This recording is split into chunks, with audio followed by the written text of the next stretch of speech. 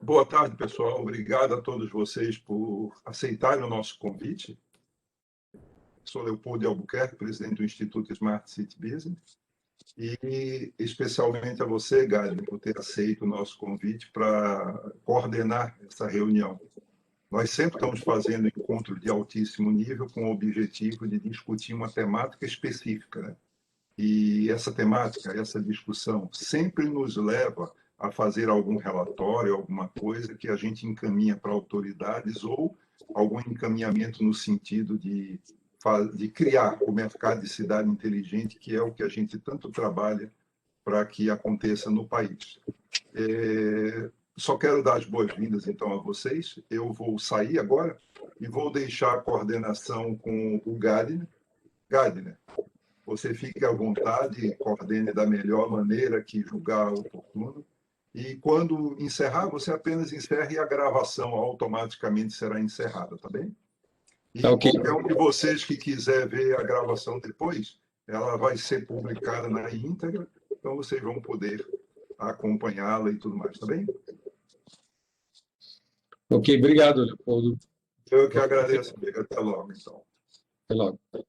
Boa tarde a todos aí, agradeço aí a todos aí pelo aceite do nosso convite. A ideia desse... A gente tem, dentro do Smart City Business América, nós temos o Comitê de Energia, que ele é abrangente dentro do contexto de Smart Cities, né? Então, a gente sempre procura agregar nessas discussões e nos trabalhos vários stakeholders associados à energia, seja à eficiência, ao uso da energia, às vezes até produção e distribuição de energia. E no caso de Smart Cities, né, você sempre que vem à tônica é a questão da iluminação pública, ou até a questão de geração distribuída, ou até alguns dispositivos de recursos de energia distribuído, como veículos elétricos e assim por diante. Dentro desse contexto, nós organizamos essa reunião aqui. Deixa eu admitir aqui uma pessoa, que é o Ian, ele é da PPP do Rio de Janeiro. Ian, nos escuta?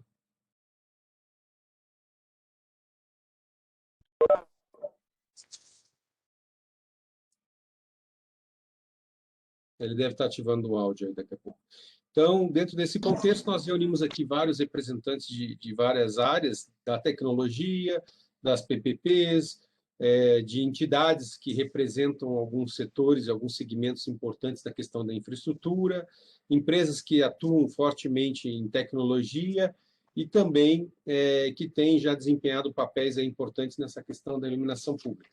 A gente vai estar organizando o nosso debate aqui, nosso bate-papo, tentando dividir em 3 etapas. A primeira é uma abertura, cada um se apresenta e fala um pouco das iniciativas, a empresa que representa, ou a entidade que representa, e fala um pouquinho das atividades que está realizando nesse sentido do nosso bate-papo aqui, que tem foco sobre a transição energética e transformação digital. O que é isso, né? O uso da digitalização, da internet das coisas e de outras tecnologias para promover uma transformação energética nas cidades, impactando na vida dos consumidores, das empresas e da sociedade como um todo, né? Então, dentro desse objetivo, cada um se apresenta e faz uma pequena introdução do que tem feito, ou tem atuado, ou interagido com essa questão de energia e digitalização. Depois a gente faz uma segunda rodada, onde cada um começa a discutir um pouquinho e tem um pouco mais de tempo para destacar que barreiras que tem encontrado, né, nesse processo de digitalização, ou de transformação e transição energética, ou até sugerindo ou dizendo que estímulos que têm sido percebidos como importantes para acelerar, seja do ponto de vista de fomentar através do setor, de tecnologias e fornecedores, do próprio governo, reguladores e agentes de financiamento para que possa acelerar essas iniciativas. E depois, no final, a gente passa novamente a palavra a cada um dos senhores para destacar algum ponto de toda essa discussão que acha que pode ser uma iniciativa que poderemos desenvolver em conjunto através de, como o Leopoldo falou, de relatórios ou de atuações às entidades, né? E que trarão efetividade nessa transformação. Então, eu vou começar aqui com seguindo aqui uma ordem, tentando organizar aqui por etapas, mas vou começar primeiro com o Marcelo Menegato, que é o CEO da BHIP, né, a iniciativa de PPP de Belo Horizonte, de iluminação pública de Belo Horizonte. Depois, em seguida, quando ele me devolveu, eu vou passando para outros, tentando dar um sentido aí no encaminhamento das pessoas. Mas, Marcelo, passo para você primeiro a palavra aí.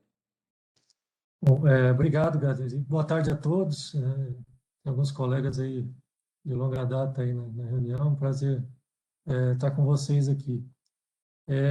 Eu sou CEO da BHIP, né, que é a concessionária que administra a iluminação pública de Belo Horizonte. É um contrato que foi assinado com o município em 2016 e nós iniciamos, de fato, ali a atuação em junho de 2017 com a manutenção do parque de iluminação, e a partir de outubro de 2017 nós iniciamos a modernização.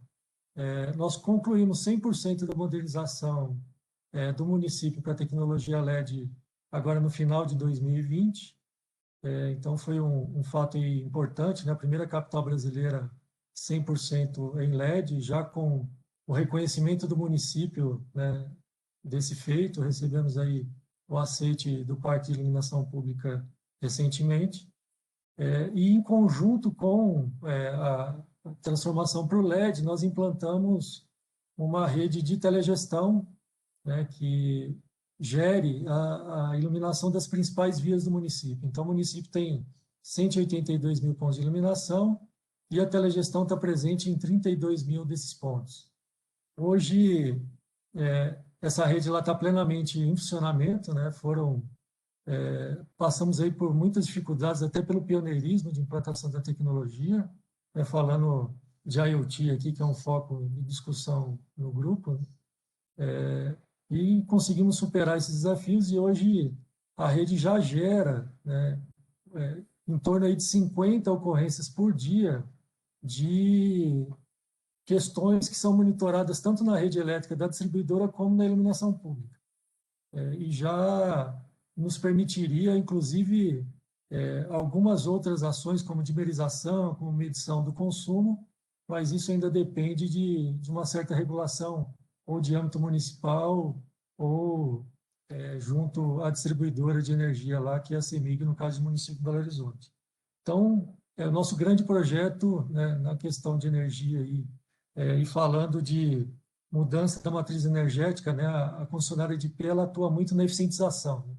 Nós conseguimos reduzir a carga instalada lá no parque, algo em torno aí de 55% de redução de carga, e a implantação de uma rede IoT que trará no futuro ainda mais economia, né, com uma mensuração de consumo real e com a possibilidade de dimerização que reduz mais ainda a carga instalada no parque. Em resumo, é isso aí, galera.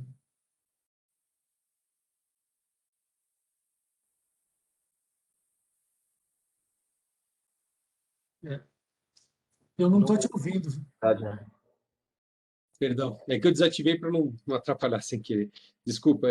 Obrigado, Marcelo. Vou passar agora ao Miguel Noronha. Miguel Noronha é diretor executivo da BMPI, da Brasil IP, e também ele participa como diretor de um dos comitês da ABDIB. Então, convidaria aí o Miguel a falar um pouco sobre as experiências e os desafios que tem enfrentado aí.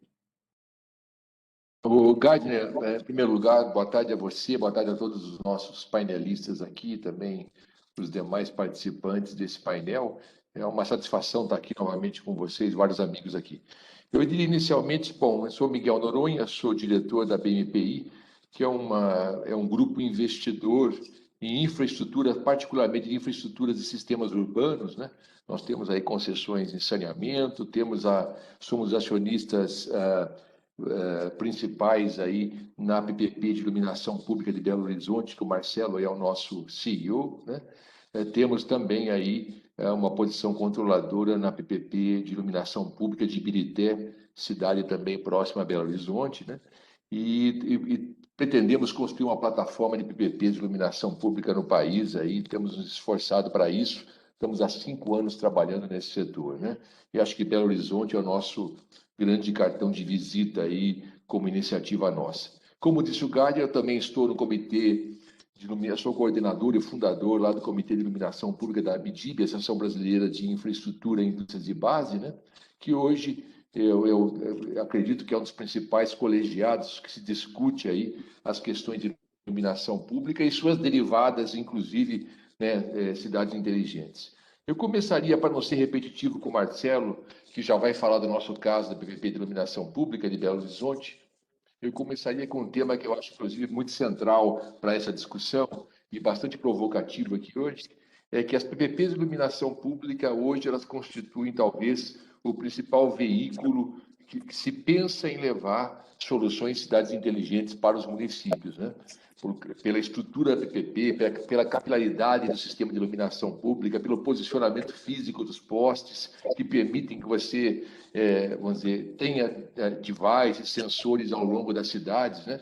E possa, com isso, não apenas sensorizar, mas também enviar em retorno respostas urbanas, funcionalidades urbanas. Aí nós conversamos de semáforo inteligente, de estacionamento inteligente e tantas outras tal, né?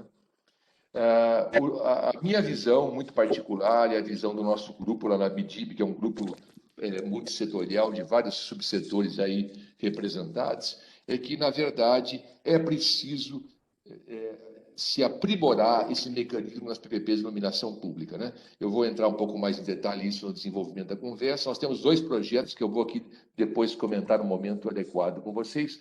Uma incorporação de soluções de cidades inteligentes ao escopo das PPPs de iluminação pública, porque elas não estão no escopo hoje, na grande maioria dos casos. E segundo, é uma nova regulamentação de usos da COSIP, que é a contribuição de iluminação pública, para que possa permitir também que as soluções de cidades inteligentes tenham uma fonte de financiamento local. Esses são os 2 temas que eu pretendo explorar com vocês aqui hoje. Muito obrigado. Obrigado, Miguel.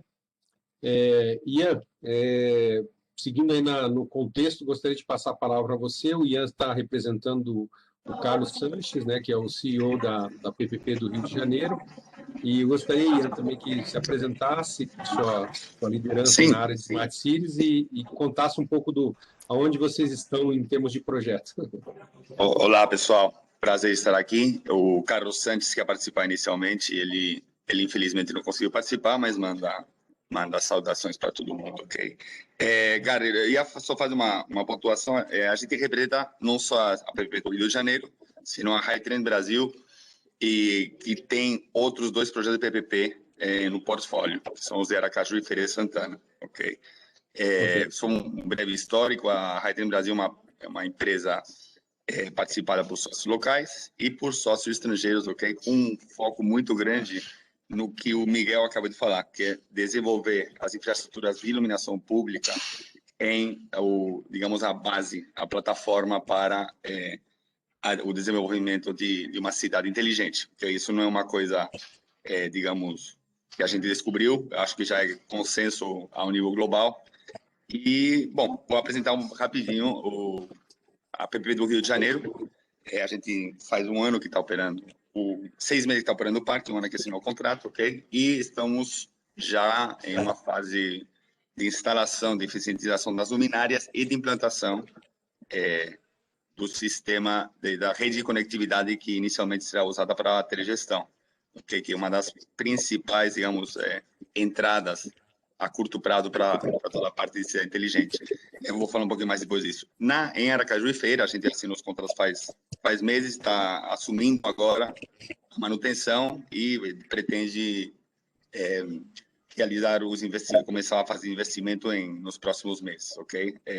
No Rio, tem uma diferença, eu acho, bastante grande da como foi estruturado o projeto, que lá a eficiência é fundamental para realmente atingir rentabilidade. Então, a gente focou muito o nosso esforço, não só em tentar escolher as luminárias mais eficientes possíveis, mas também em identificar, e já fechamos, um sistema de telegestão que permita, primeiro, um controle,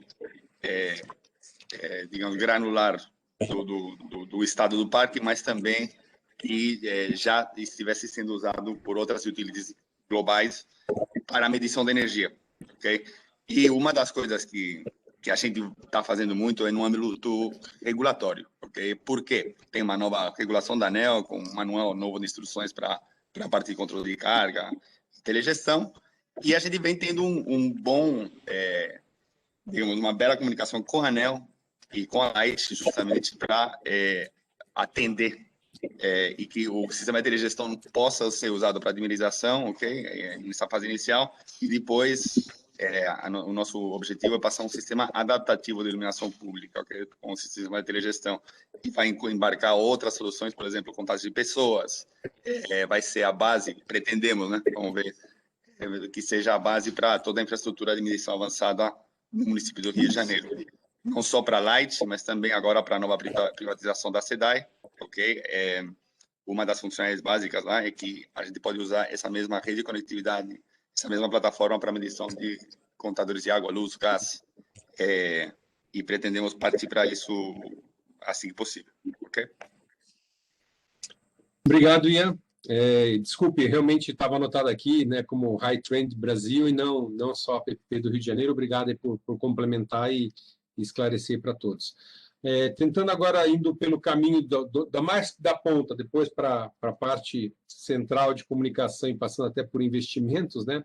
Vou passar agora para o Luciano Rosito, que é da Tecnovat Iluminação, para ele falar um pouco, né, da ponta lá, que está mais próximo do cidadão, que é efetivamente a luminária e os conceitos que estão envoltos a isso.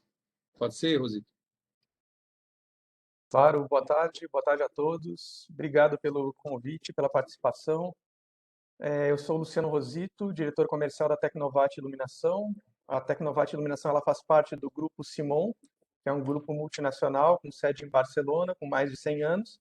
E a Tecnovat ela começou nacional no Brasil há mais de 50 anos e nos últimos anos vem fazendo essa transformação para fornecer equipamentos, soluções em tecnologia LED. Nos últimos 3 anos, principalmente, a gente mudou bastante a cara da empresa, investindo em novas áreas, não só iluminação pública, mas muito em iluminação pública, em desenvolvimento de produtos e de tecnologias que estão habilitadas para as cidades inteligentes, para as PPPs, que, como o Miguel comentou, também concordo, a questão de ser a porta de entrada para a cidade inteligente, ou no mínimo estar integrada com todo esse sistema dentro de uma PPP. E os temas que eu gostaria de trazer aqui hoje também são muito mais em relação a não só a tecnologia da luminária, durabilidade, tudo isso, como isso se insere dentro do sistema, mas também um pouco do que o Miguel comentou de evolução de contratos, de como a própria tecnologia que a gente está trazendo, a evolução da tecnologia pode ajudar nesses contratos e o que a gente teria que rever nos modelos que são utilizados hoje para ter projetos de ainda melhor qualidade. Então, podemos falar em termos de revisão normativa, que está em vias de consulta nacional, em termos de ambiente regulatório, que a gente precisa melhorar bastante isso, ter mais segurança para a implementação dessas tecnologias e para conseguir os resultados esperados com a implementação dessas tecnologias, e trazer um pouco da visão da indústria também, além de participar desse comitê e de outros comitês também. Eu participo da setorial de iluminação pública da Bilux, da diretoria da Bilux também, onde a gente trata esses temas. E para isso eu enxergo também que a gente deve falar muito sobre um bom planejamento desde o início do projeto, envolvendo todos os atores e tendo a responsabilidade do poder público no planejamento, para ter sucesso durante a implementação do contrato. Excelente, Rosito. Acho que é importante, todos os aspectos que levantou aí são bem abrangentes e associados a tudo que todo mundo, de uma certa forma, comentou. Continuando, subindo aí na escadinha da parte tecnológica, vou chamar aqui o Gustavo Zarif, que é o CEO da Everynet, uma das alternativas e soluções aí para IoT, digitalização. Por favor, Gustavo. Obrigado, Gassner. Obrigado a todos os palestrantes. Prazer estar aqui com vocês hoje. Bom, a Everynet é uma empresa dedicada à criação e operação de redes públicas e privadas no conceito LoRaWAN. Aqui no Brasil, a gente é parceiro da American Tower na rede pública ATC LoRaWAN. E eu acho que é um tema muito feliz, muito pertinente para esse momento. O nosso objetivo enquanto empresa é exatamente seguir na linha do que o Miguel mencionou mais cedo, habilitar a inclusão e o rollout de soluções para cidades inteligentes em larga escala, massificado e com baixo custo. A gente começa a ver os grandes projetos saindo do papel, como o projeto da Rio Luz, aqui mencionado pela Hightrend, o projeto da BHIP, mas a gente tem um cenário nacional com mais de 5.000 municípios e a gente sabe que existe um desafio de investimento do setor público muito grande, das próprias empresas que atuam no Brasil. A gente começa a ver, também foi citada aqui a licitação da SEDAI, e nesse contexto, junto com a American Tower, a gente vem trabalhando numa rede que já atende hoje mais de 270 municípios no Brasil, num padrão carrier grade, e a gente já tem hoje um pool de soluções ligadas à energia, como soluções de iluminação pública, soluções para rede das distribuidoras, sejam elas para distribuição de recursos de automação. A gente vem trabalhando, inclusive, na própria medição de energia com LoRaWAN, da LMS sobre LoRaWAN, sem contar aí na parte de cidades inteligentes, seja água, seja gás, e soluções, contagem de fluxo de pessoas, estacionamento inteligente, gestão de resíduos e por aí vai. O nosso objetivo, enquanto empresa, é habilitar grandes consórcios e PPPs para que esses consórcios possam competir utilizando uma infraestrutura carrier grade de baixo custo e assim terem um retorno adequado, enfim, e um rollout mais sustentável a longo prazo. Então, esse é o nosso objetivo aqui. Olhando o futuro e um pouquinho dos desafios, alguns já mencionados aqui, a questão regulatória, né, ter algum tipo de marco para os quais as cidades possam mirar, eu acho muito relevante.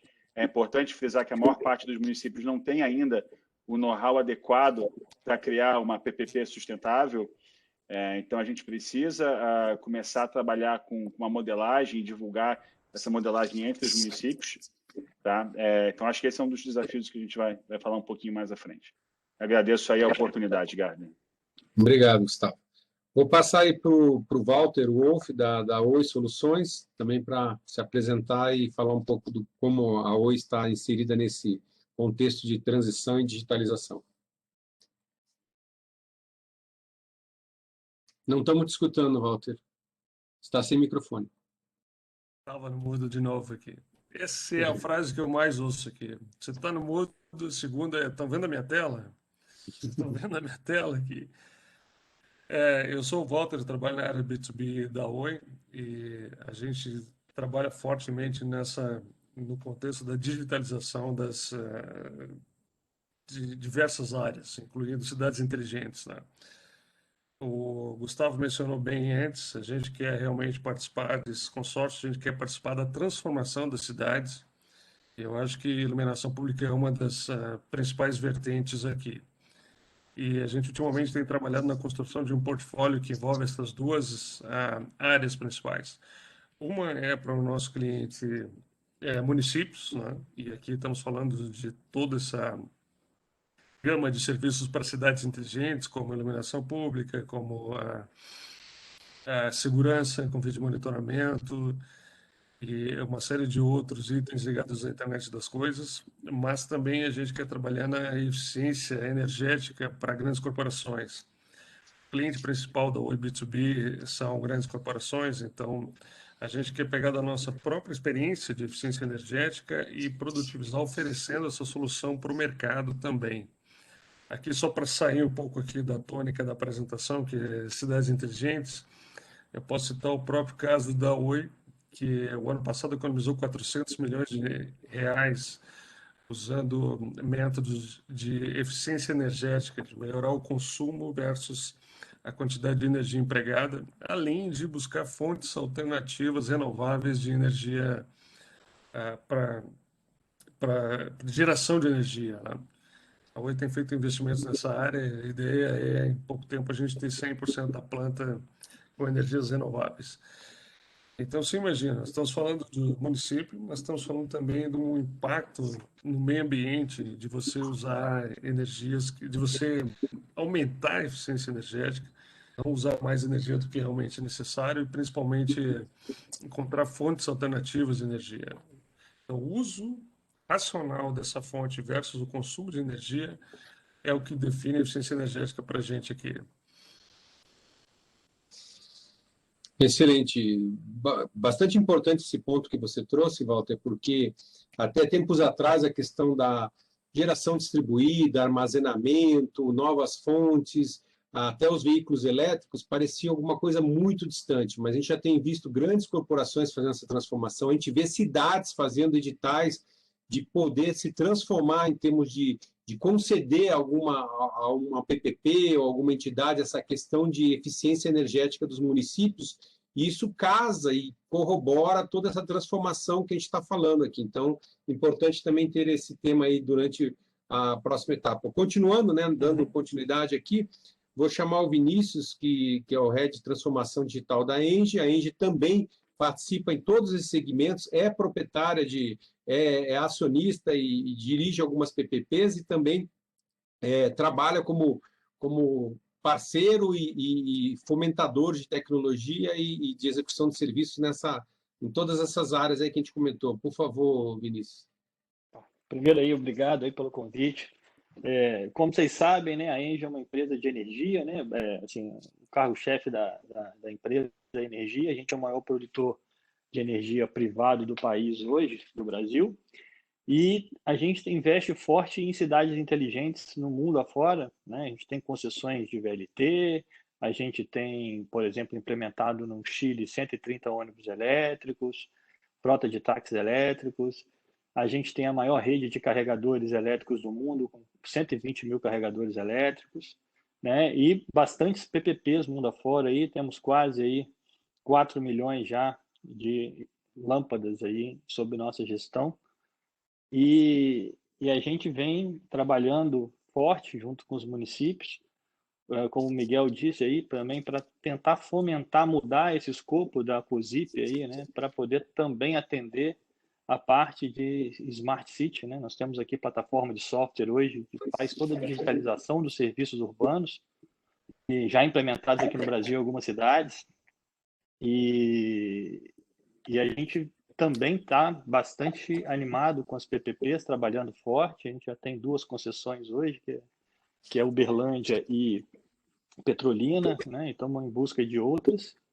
E também a gente está forte na questão dos ônibus elétricos, né? Pela questão das cidades começarem a querer descarbonizar seu portfólio, né? Ter menos emissões, e para isso a gente está trabalhando junto para tentar também viabilizar, né, esse modelo de mobilidade elétrica, que é muito mais complexo para a cidade, porque entra muito mais na parte de energia, de regulação, então ainda tem algumas barreiras a serem vencidas que a gente está tentando aqui ajudar.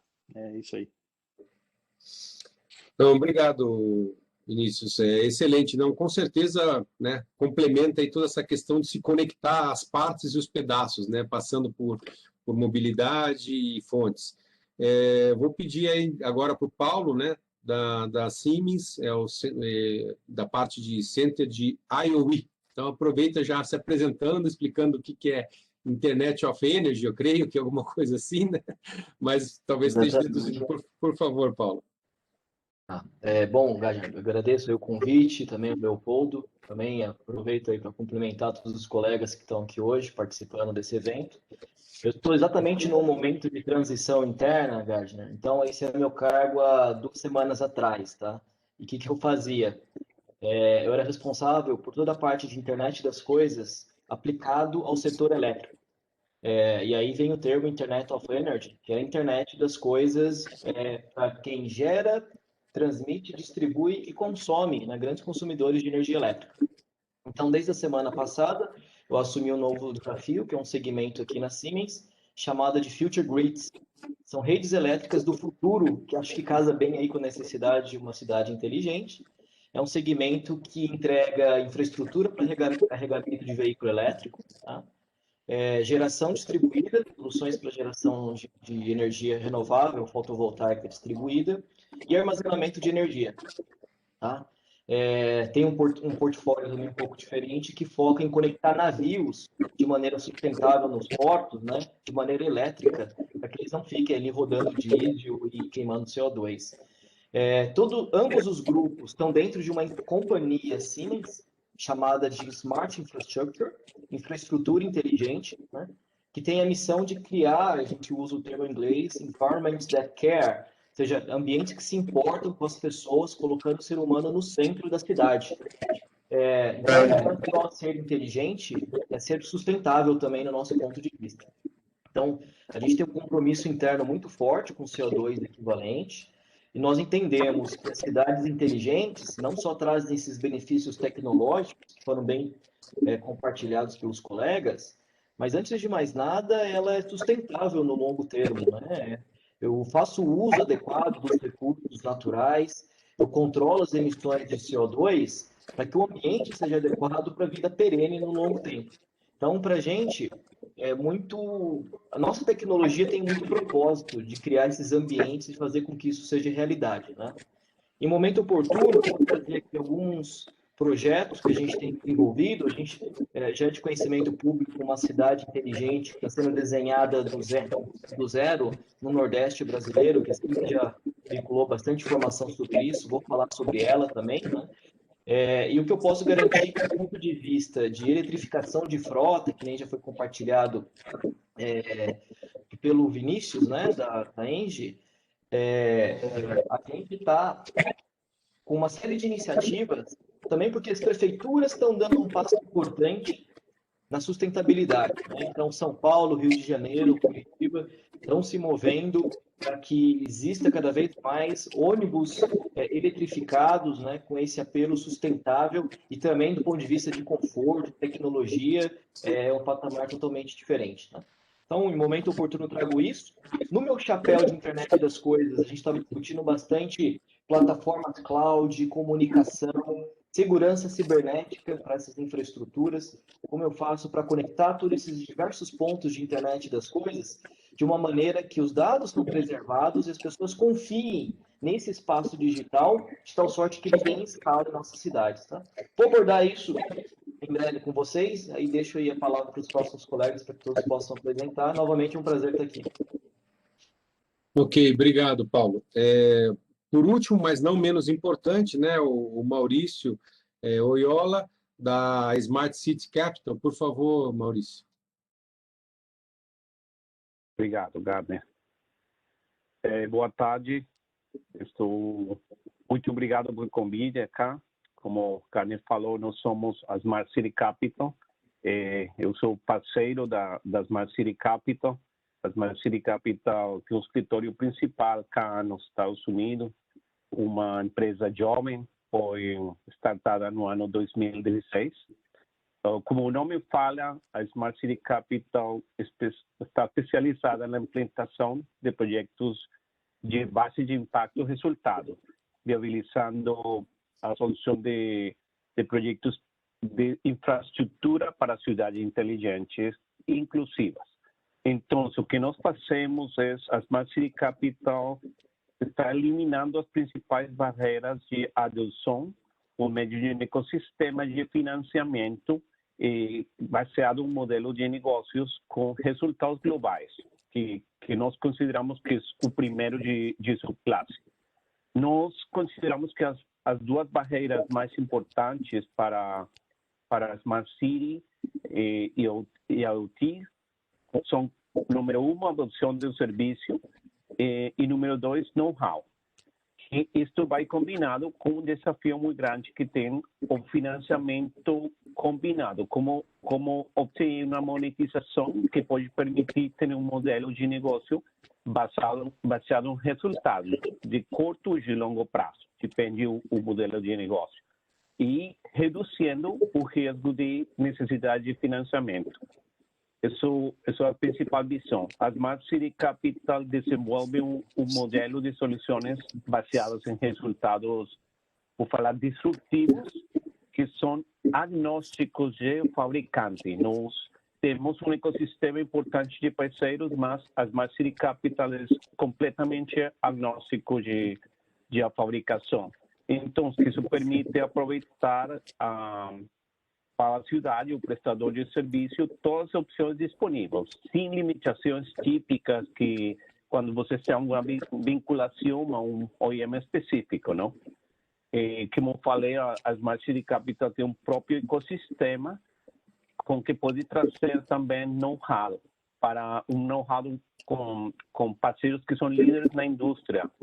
E com esse tipo de parcerias pode trazer diferentes especialidades que podem ajudar também a cidade nas primeiras etapas de desenvolvimento dos projetos de Smart City. Nós investimos, construímos, gerenciamos também os projetos de infraestrutura de cidades inteligentes para apoiar uma economia sustentável nos projetos. E dessa forma, a Smart City Capital consegue eliminar as barreiras de adoção mais importantes que estão relacionadas com o financiamento de risco variável e também o know-how. Tá? E somos, através desse tipo de modelo, estamos fornecendo um dos primeiros modelos que são baseados em resultados e permitindo que os projetos possam ter um valor inclusivo na cidade, não? E que isso pode desenvolver-se em cidades pequenas como grandes, especialmente também apoiando as empresas que estão fazendo os acordos de o que nós falamos nos Estados Unidos P3, que são as alianças em público e privado. Não? Que outra coisa que eu vou falar para vocês, que nós fornecemos financiamento de diferentes modelos, pode ser com dívida, o patrimônio líquido ou com base em resultados, não? Acho que vocês também querem conhecer um pouco de algum tipo de casos de sucesso. O projeto mais importante que estamos desenvolvendo agora é com a cidade de Miami, que é nos Estados Unidos. Miami tem aproximadamente 2,8 milhões de pessoas. Tem uma área metropolitana de 5.000 quilômetros quadrados, que é 5 quilômetros quadrados, desculpa, que é o tamanho da Miami área metropolitana. Não tem umas cidades ao redor, mas o Miami são principalmente 5 quilômetros e a sétima maior da área metropolitana dos Estados Unidos e a 72 do mundo. Em Miami, a gente está fazendo uma PPP por 20 anos. O valor do projeto foi $1.7 milhões, 1.7 bilhões, que falam em inglês, de dólares. E estamos fazendo a conversão de 27.000 luzes de rua inteligentes, aproximadamente 700 milhas de fibra infraestrutura, também pequenas celdas, criando toda a infraestrutura para assumir o IoT tradicional e infraestrutura de comunicações compartilhada para as diferentes aplicações que tem câmeras de videovigilância, sensorização, publicidade digital, antenas, repetidores, Wi-Fi 6, toda uma infraestrutura para Miami, criando uma solução única de plataforma híbrida, com uma plataforma híbrida que não está licenciada, porque vai ser para uso compartido.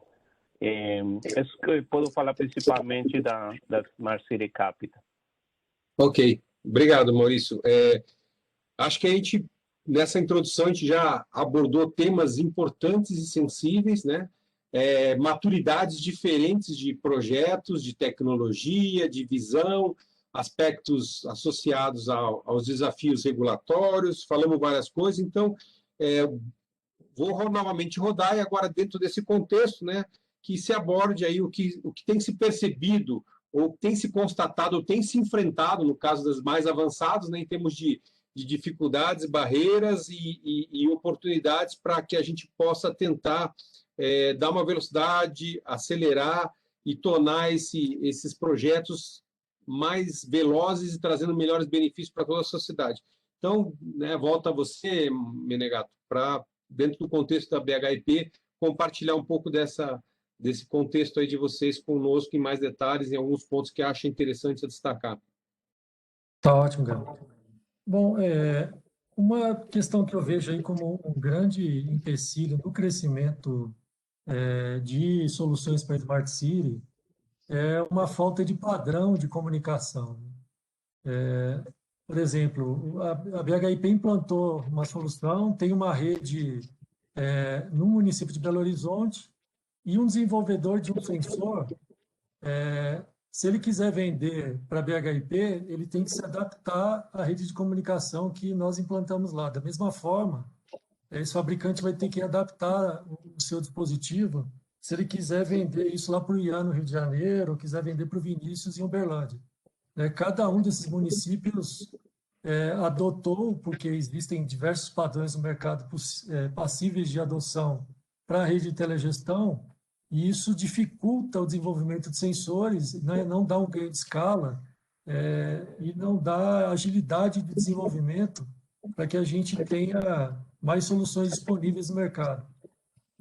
Então, acho que esse é um grande desafio para a indústria, é importante colocar aqui, e eu não vi, né, nos 5 anos que eu acompanho esse mercado, uma grande evolução no sentido de uma convergência desses padrões de comunicação ou a preponderância de um deles, né? E está vindo aí a galope a chegada do 5G.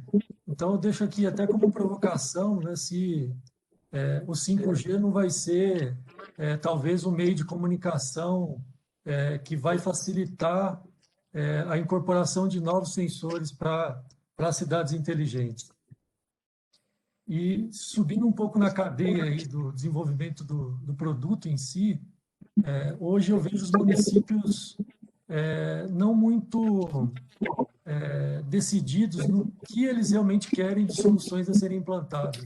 Não existe uma área ali de tecnologia buscando tratar os problemas específicos do município para atender em cima de soluções de cidades inteligentes. Então, eu acho que isso deveria nascer, né, quando o município decide fazer uma modelagem, contratar uma modelagem de uma concessão de iluminação pública, por exemplo.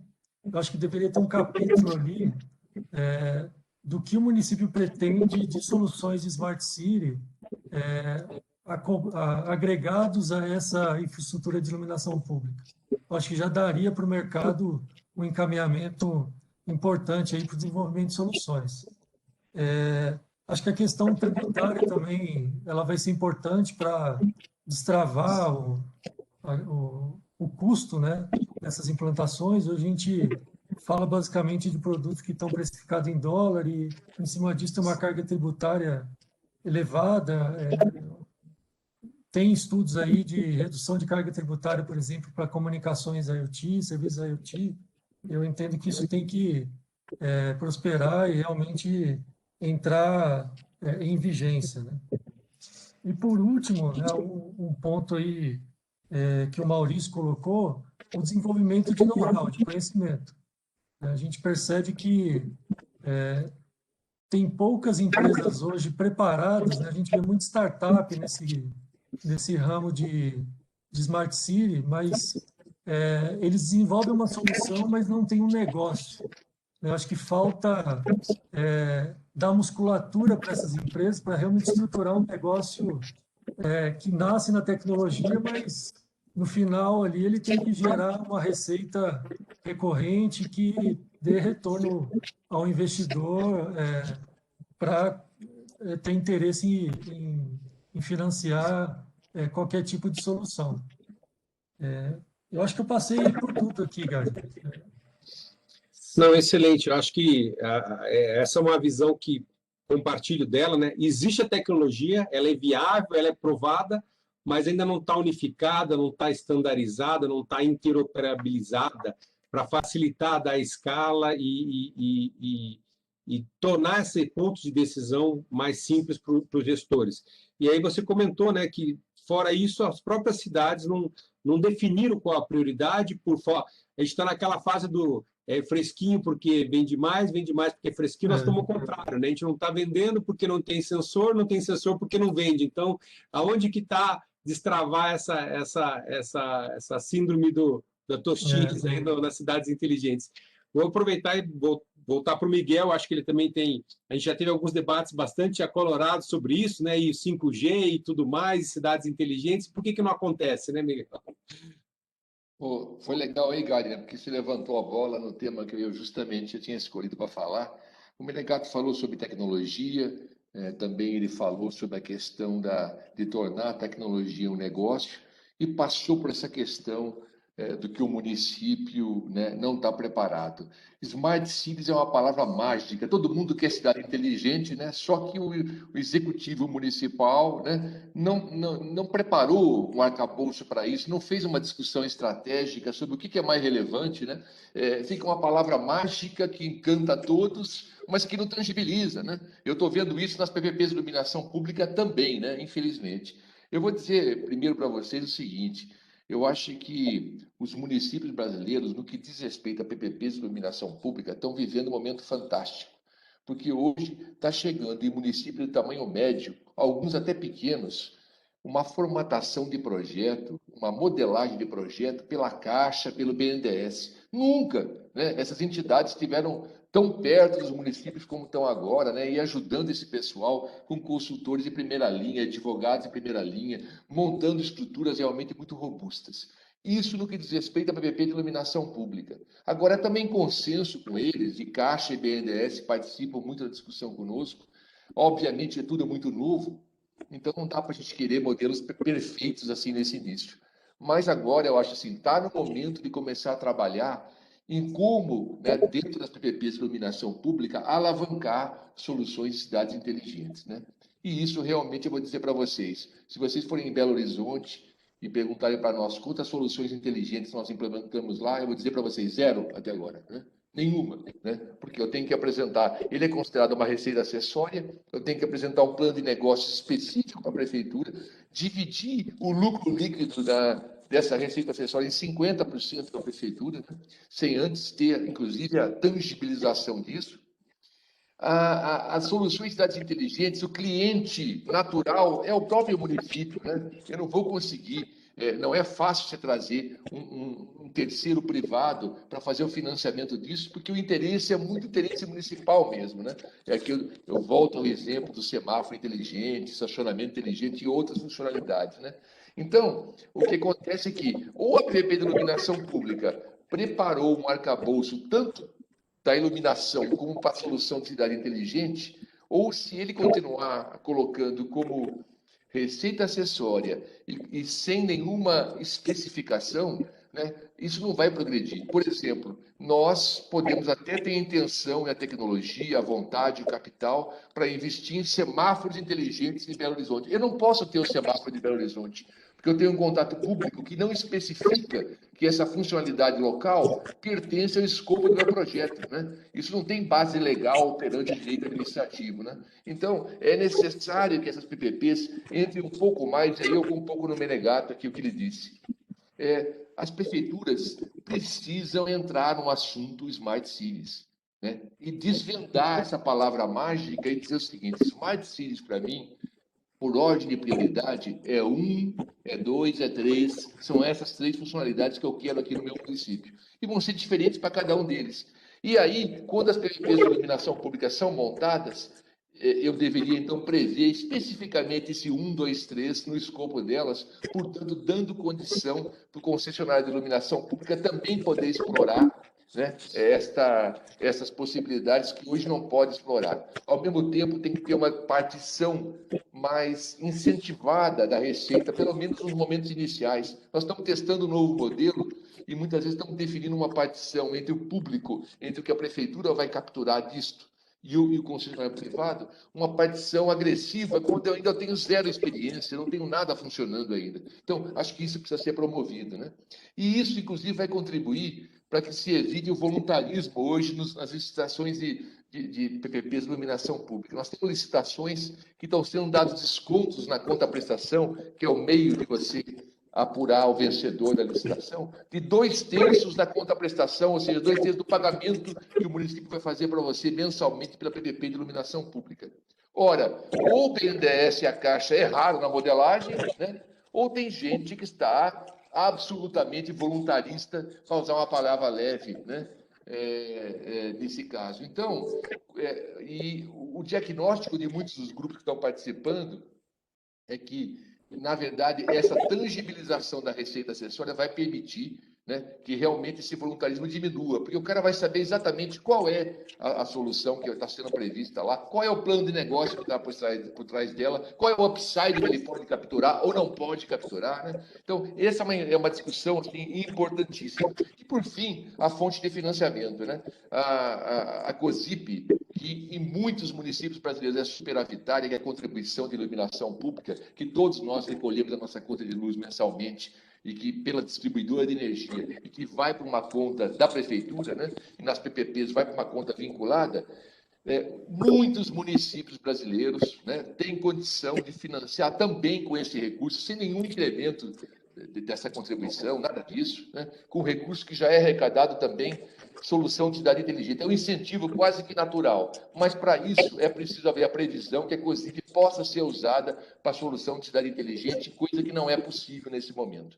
Eu acho que se essas lacunas fossem preenchidas e esse acabouço fosse completado, esses projetos que já são maravilhosos do BNDES da Caixa, já são um grande avanço para o Brasil, eles vão poder também, né, vamos dizer, explorar essa dimensão incrível das soluções de cidades inteligentes.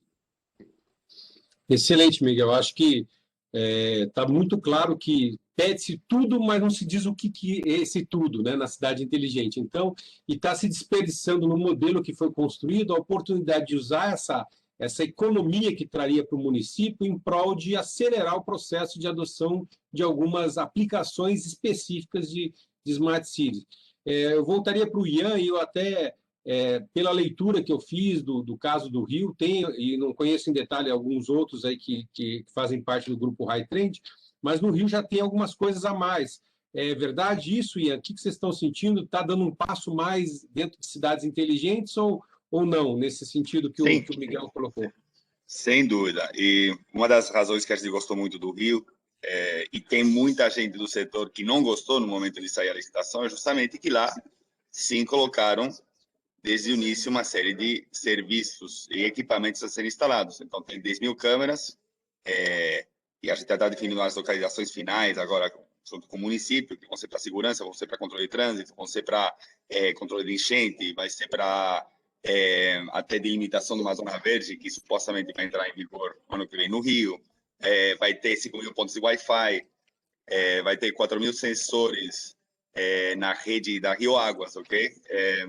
E vai ter também um controle do sistema semafórico. Isso já foi definido por contrato, ok? Óbvio, é um risco no sentido de que é bem agressivo o plano deles, mas também tem um upside gigantesco, ok? E eu acho que seria até bom revisitar esse modelo. O modelo inicial foi feito pela IFC, o IDB e o BNDES, inclusive. Participou menos, o IFC fez a grande maioria do trabalho, digamos. E tentar usar isso, pelo menos, não sei se isso funcionaria para todas as cidades, mas sim para capitais, ok? Óbvio, diferenciando os problemas. Eu acho que foi o Menegato que falou, de cada cidade tem as suas características, né? Mas é uma boa base de partida. Agora, no Rio, eles fizeram uma coisa muito interessante, que a gente acha que é primordial para essa parte de realmente poder fazer, essa parte de Smart City, que é incluir acesso aos dutos de fibra e aos dutos municipais, ok? Sem conectividade boa e uma conectividade, digamos, que a gente pode gerenciar, é bem difícil fazer tudo isso aí. Isso é uma coisa que está sendo completamente deixada de lado no resto das PPPs.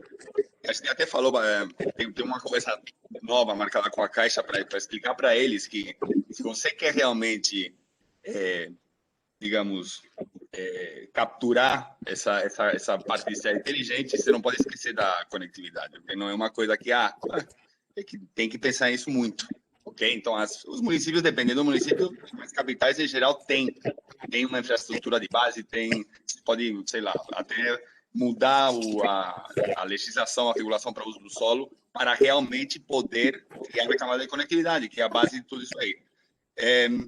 Mas, bom, a gente está explorando uma série de oportunidades e, de novo, o que a gente quer? A gente quer, no Rio, ser o go-to partner para a infraestrutura de base para outras empresas poderem implementar implementar suas soluções. Até, eu falaria que a gente não é nem concorrente direto da American Tower, sino parceiro deles. A gente poderia até fazer sabe, incrementar as opções e os serviços e as soluções a serem vendidas a qualquer outra empresa que quiser, multiplicando as opções de conectividade. É verdade que o 5G pode até mudar isso, a gente tem isso em mente, mas vai ter nicho para vários tipos de soluções, especialmente em IoT, no que é transição baixa com baixa frequência. Acho que mesmo o 5G não vai conseguir capturar tudo isso aí. Essa é a nossa opinião. Agora, o outro ponto que eu queria trazer, que é bem mais, digamos, básico, e a gente está trabalhando também com isso, né? Essa harmonização regulatória com o Inmetro. É complicado isso aí, porque eles não conseguem harmonizar, digamos, ou quer criar outra vez outra tomada de 3 pinos, que não serve para nada, né? Para qualquer outro produto para ser vendido no Brasil. E isso emperra muita coisa, ok? Na nossa opinião, por exemplo, com a Light, a gente já desenvolveu uma parceria, mas o começo foi complicado. Por quê? Porque não queria aceitar a medição da telegestão. Mesmo com as mudanças da ANEEL, mesmo com o manual de instruções, foi complicado eles aceitarem isso. Agora acho que a gente está no caminho, mas o que acontece? Você vai pela regulação da ANEEL, que é regulador da distribuição da energia, ele se escuda no Inmetro. Fala, mas não tem regulação, não tem certificação de Inmetro, então eu não sei se vou conseguir aceitar. Fica no meio. E o Inmetro, a última, digamos, atualização que a gente tem, que pode demorar uns 3 anos a mais em ter essa regulação da telegestão, que é ridículo porque existe no mundo, já tem case de sucesso, e é só harmonizar, realmente utilizar um padrão de laboratório internacional e aceitar isso aqui. Ok? Mesmo se for no meio termo. Isso é o mesmo, na nossa opinião, vai ser o mesmo com todos os sensores, se não for mais ou menos habilitado. A Anatel, acho que está no caminho certo, está mais afim, né, de regulamentar e harmonizar, mas a parte do Inmetro é complicado, na nossa opinião, e cria todos esses problemas depois de certificação, de medição, de aceite, né? Bom, essas são as duas partes. E voltando ao tema da COSIP, eu entendo uma preocupação que se você abrir esse leque da COSIP para investimentos em Smart City, a grande maioria, por não dizer a totalidade dos prefeitos, a próxima coisa que vão fazer é aumentar o valor da arrecadado. Ok? Perdão, cortou aí um segundo, acho. Então, o que a gente gostaria até de já propus inteiramente, digamos, para fazer, é que, uma vez batido o preço do desconto na licitação de PPP, essa parte da prestação pública já definida possa ser usada para qualquer coisa que seja melhoramento da infraestrutura de IP. Okay? Não sei se vai, ou seja, eu não sou advogado, então não sei se vai seguir ou não. E aí cada um faz os cálculos dele e dá o desconto tendo em conta ou não soluções possíveis, mas pelo menos já não tem que fazer uma contabilidade separada para toda a parte de receita acessória, porque a COSIP só pode ser usada para um entendimento nem estrito. Eu acho que é errado do que é uma infraestrutura de iluminação pública no século XXI. É só isso. Acho que demonstra aí que tem uma evolução, eu só não sei se esta evolução que praticada no Rio, pelo tamanho do Rio, se torna viável para outros tamanhos, para outras cidades e para outros municípios que talvez não tenham a condição que o Rio teve de modelar de forma bem mais sofisticada, talvez até pelo próprio tamanho do projeto, né? Continuando, e também dentro dessa linha, Rosito, qual a sua visão de aceleradores e barreiras aí, e benefícios? Bom, começando com as barreiras aqui, vai também nessa linha que o Ian acabou de comentar, o fabricante, principalmente o fabricante de luminárias, eu sou um dos principais defensores do processo de avaliação da conformidade, seja por parte do Inmetro, uma avaliação qualquer de terceira parte, de primeira parte, para ter segurança nos produtos, nos equipamentos. Mas o que está acontecendo, e usando como exemplo da luminária para a iluminação pública com a portaria 20, é o que eu vejo que vai acontecer com a telegestão se seguir esse modelo proposto pelo Inmetro. Acredito que o modelo da ANEEL tem sido muito melhor do que o modelo proposto pelo Inmetro, que é o mesmo de luminárias públicas, que é de uma certificação prescritiva, que cria barreiras para a evolução tecnológica. Então, quem está pagando essa conta somos todos nós. Uma certificação cara e que não tem efetividade. Uma avaliação da conformidade ela deve servir para a sociedade, e não para determinados segmentos, setores, e para simplesmente dizer que tem uma uma certificação. Certificação hoje está servindo como pretexto para entregar luminária que não cumpre norma.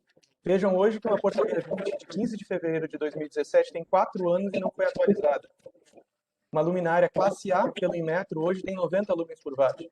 Eu sou um dos grandes defensores, um dos grandes, assim, tenho muito conceito e até gratidão por muita coisa do Inmetro, mas ultimamente, acho que ao longo desses últimos 4 anos, a gente teve muito pouca evolução na regulamentação no Brasil. E aí eu vejo também, trazendo para esse lado de barreiras ainda, a questão do BCE, que foi um fator importante para o desenvolvimento das PPPs, a fim de estimular a economia de energia, mas hoje também está servindo para, de certa forma, nivelar por baixo a iluminação das cidades. Por que eu digo isso? É impossível, tem PPPs que estão considerando 80%, 90% das vias com classe V5. Isso até poderia ser uma classificação de acordo com algum tipo de padrão. Mas e como essa cidade vai evoluir? Será que todas as cidades têm vias V5 ou deveriam seguir exemplos como São Paulo, Rio e outras cidades que já não admitem um nível mínimo de norma? Então, a minha sugestão, sempre que eu comento sobre isso, é o BCE deve migrar para o DP, densidade de potência. Isso que deve ser estimulado, uma menor densidade de potência nas vias que atendam uma iluminação melhor. E aí entra no que o Miguel falou, eu acho que esse é o grande segredo para diminuir essa diferença entre o custo de um projeto e o deságio que está tendo nas licitações. Então, essa seria uma barreira e mais uma sugestão para como eliminar essa barreira. E de estímulos, eu acho que aí eu anotei mais 5 pontos aqui de estímulos. O primeiro, a gente tem praticamente 15 milhões de pontos de iluminação pública no Brasil com possibilidade de melhoria. Então, alguém quer algum estímulo maior do que esse para a gente implantar essa tecnologia e ter ganhos com o sistema de cidades inteligentes, eu acho que é muito grande. É uma necessidade da cidade. Então, isso cada vez mais a gente vê que é um projeto sustentável, mas que tem que ser, como eu falei no início, precedido de bons estudos, de boas práticas. Acho que as associações todas as associações estão trabalhando em manuais de boas práticas para transmitir esse conhecimento, para discutir isso com as cidades. E por último, eu vejo aqui, é uma barreira, mas acho que isso, de certa forma, começa a se resolver com a questão de padronização, que o Menegato falou também. A gente começa a discutir muito isso para conseguir uma padronização. E, por último, que eu vejo que falta um plano, assim como a gente falava uns anos atrás na Abilux, o PADIL, um plano de aceleração do desenvolvimento da iluminação. Falando de questões tributárias, falando de questão de estímulos, de benefícios para a aplicação dessas tecnologias. É difícil a gente ter algum tipo de incentivo nessa área, a gente precisaria batalhar por isso para ter uma aplicação dessas tecnologias de forma mais rápida. Essas seriam minhas contribuições.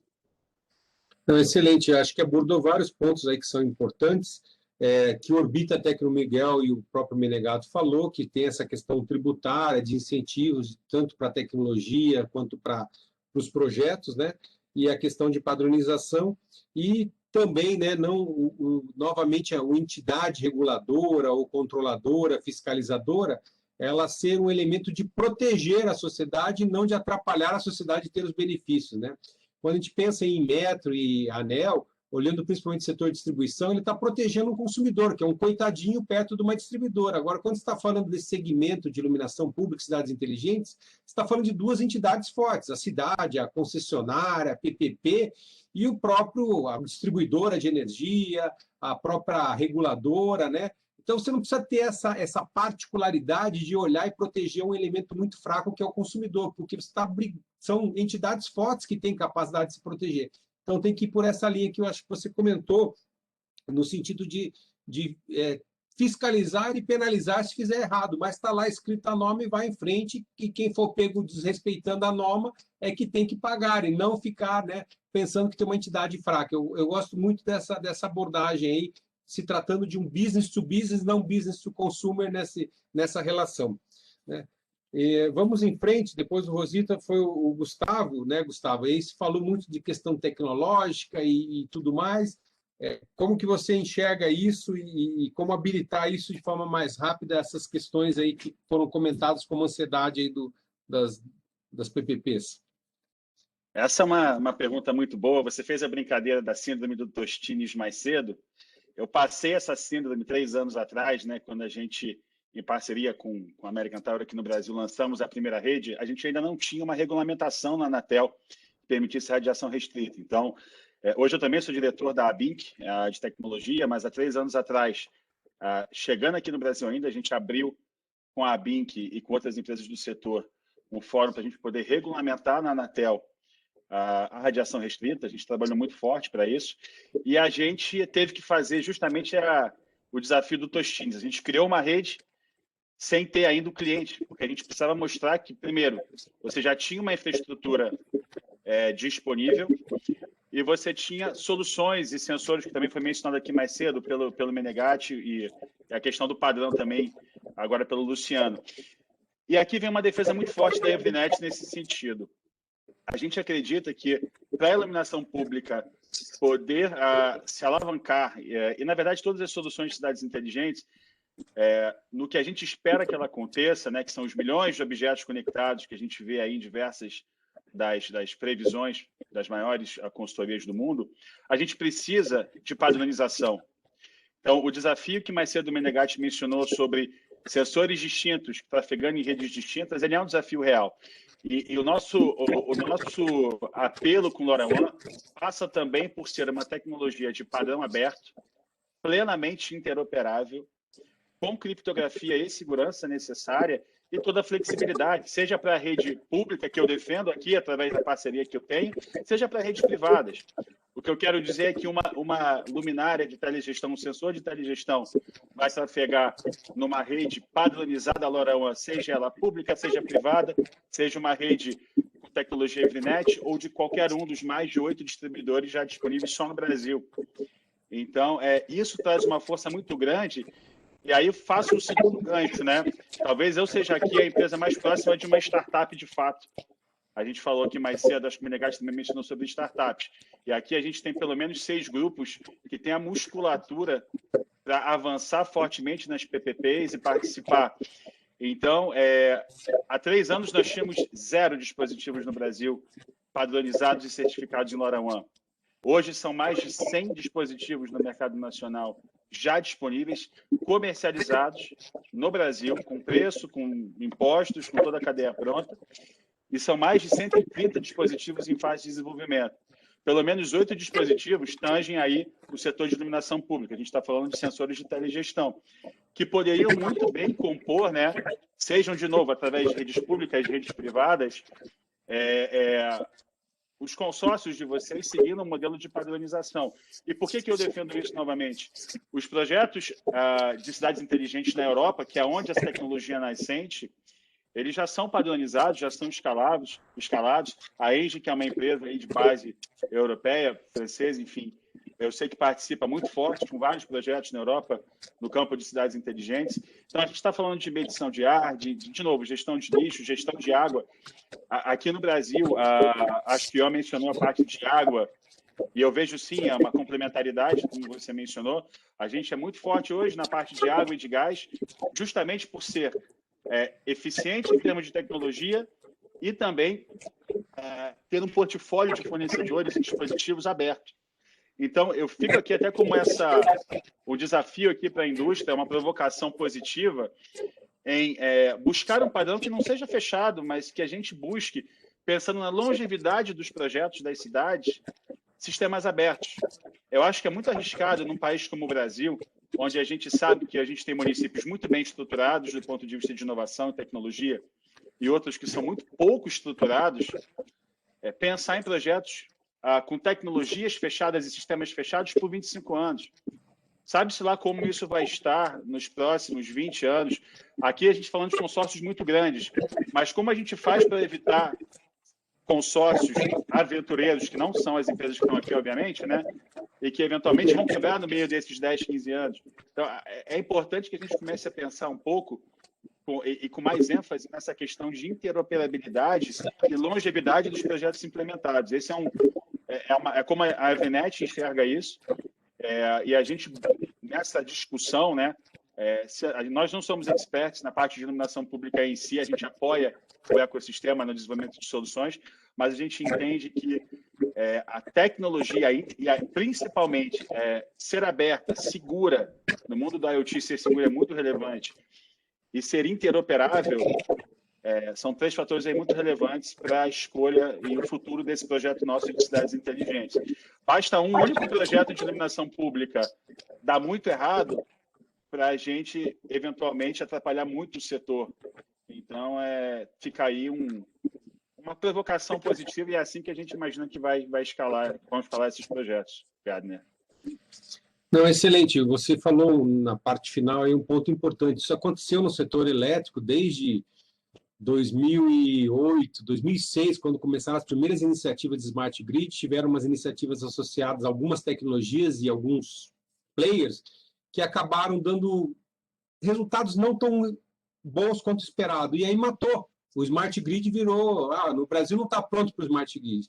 E a gente não pode deixar que isso aconteça no Smart Cities. A gente já tem exemplos bastante robustos acontecendo, tem que ser reforçados, tem que ser enxergado essas arestas que foram comentadas e contornadas, né? E aí tem o grande desafio, né? Como escalar isso, e eu acho que você fez um ponto importante. Ter sistemas abertos, seguros, interoperáveis é a base, seja de uma tecnologia A, B ou C, mas dentro dessa tecnologia que se pressupõe a isso.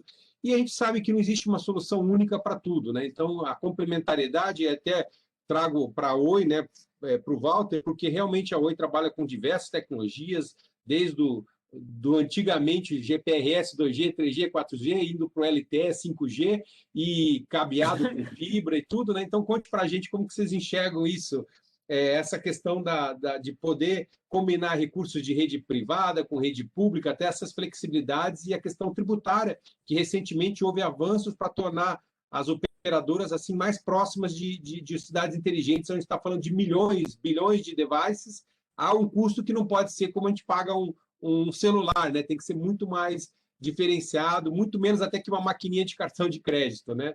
Vamos lá.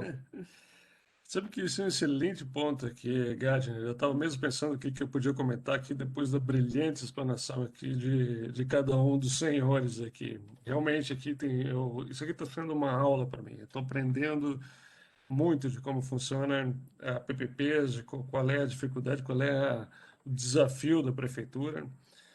Mas do ponto de vista da Oi, eu tinha pensado nisso sobre a conectividade, eu queria fazer coro com o que falou o Gustavo. Olha só, a Oi está presente em 5.000 municípios dos 5.500 municípios brasileiros. Praticamente cada prefeito, cada prefeitura que você vê lá, mais governo do estado, mais governo federal, é um cliente da Oi.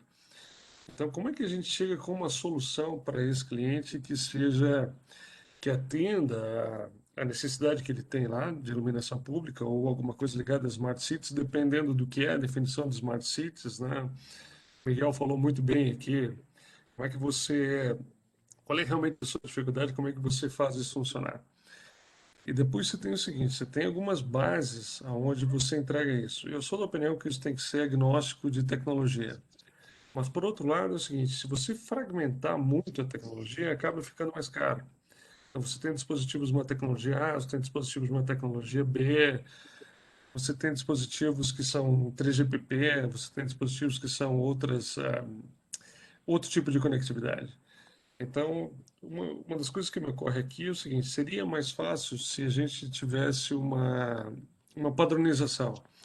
Agora, eu não lembro quem aqui falou sobre padronização, e aqui para fazer coro com o que falou o Gustavo, se a gente pegasse a rede LoRa, que ele deixou pronta lá, né, Gustavo, que você deixou lá para a gente utilizar e populasse essa rede com dispositivos, a gente já tem um caminho para atuar aqui. Eu não sabia que já tinha 100 e poucos dispositivos disponíveis, mas olha só, isso é um indicativo de que possivelmente é mais fácil integrar essa solução, entregar essa solução integrada para o prefeito já a partir dessa tecnologia que já existe.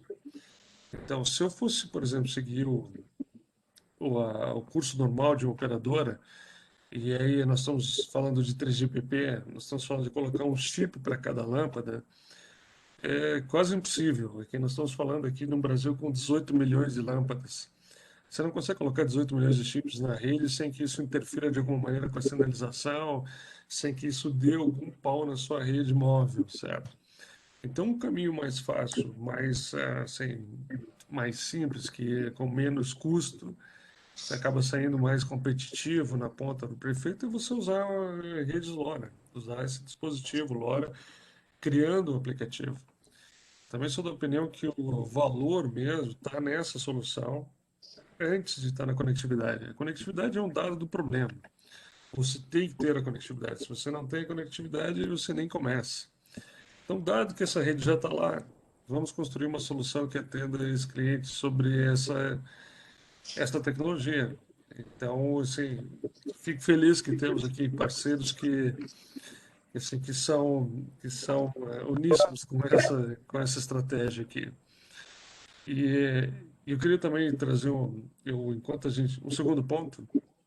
Enquanto eu assisti a explanação dos senhores, eu busquei alguns dados aqui para ilustrar a geração de energia alternativa. Eu venho de uma cidade do interior do Rio Grande do Sul chamada Ijuí, que tinha sua própria usina no rio Ijuí. A cidade gerava parte da sua própria energia.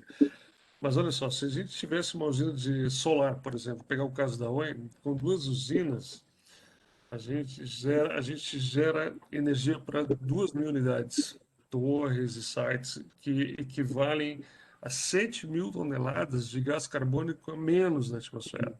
Pelo simples fato de usar essa energia alternativa, isso representa 11.000 residências. O consumo de energia de 11.000 residências.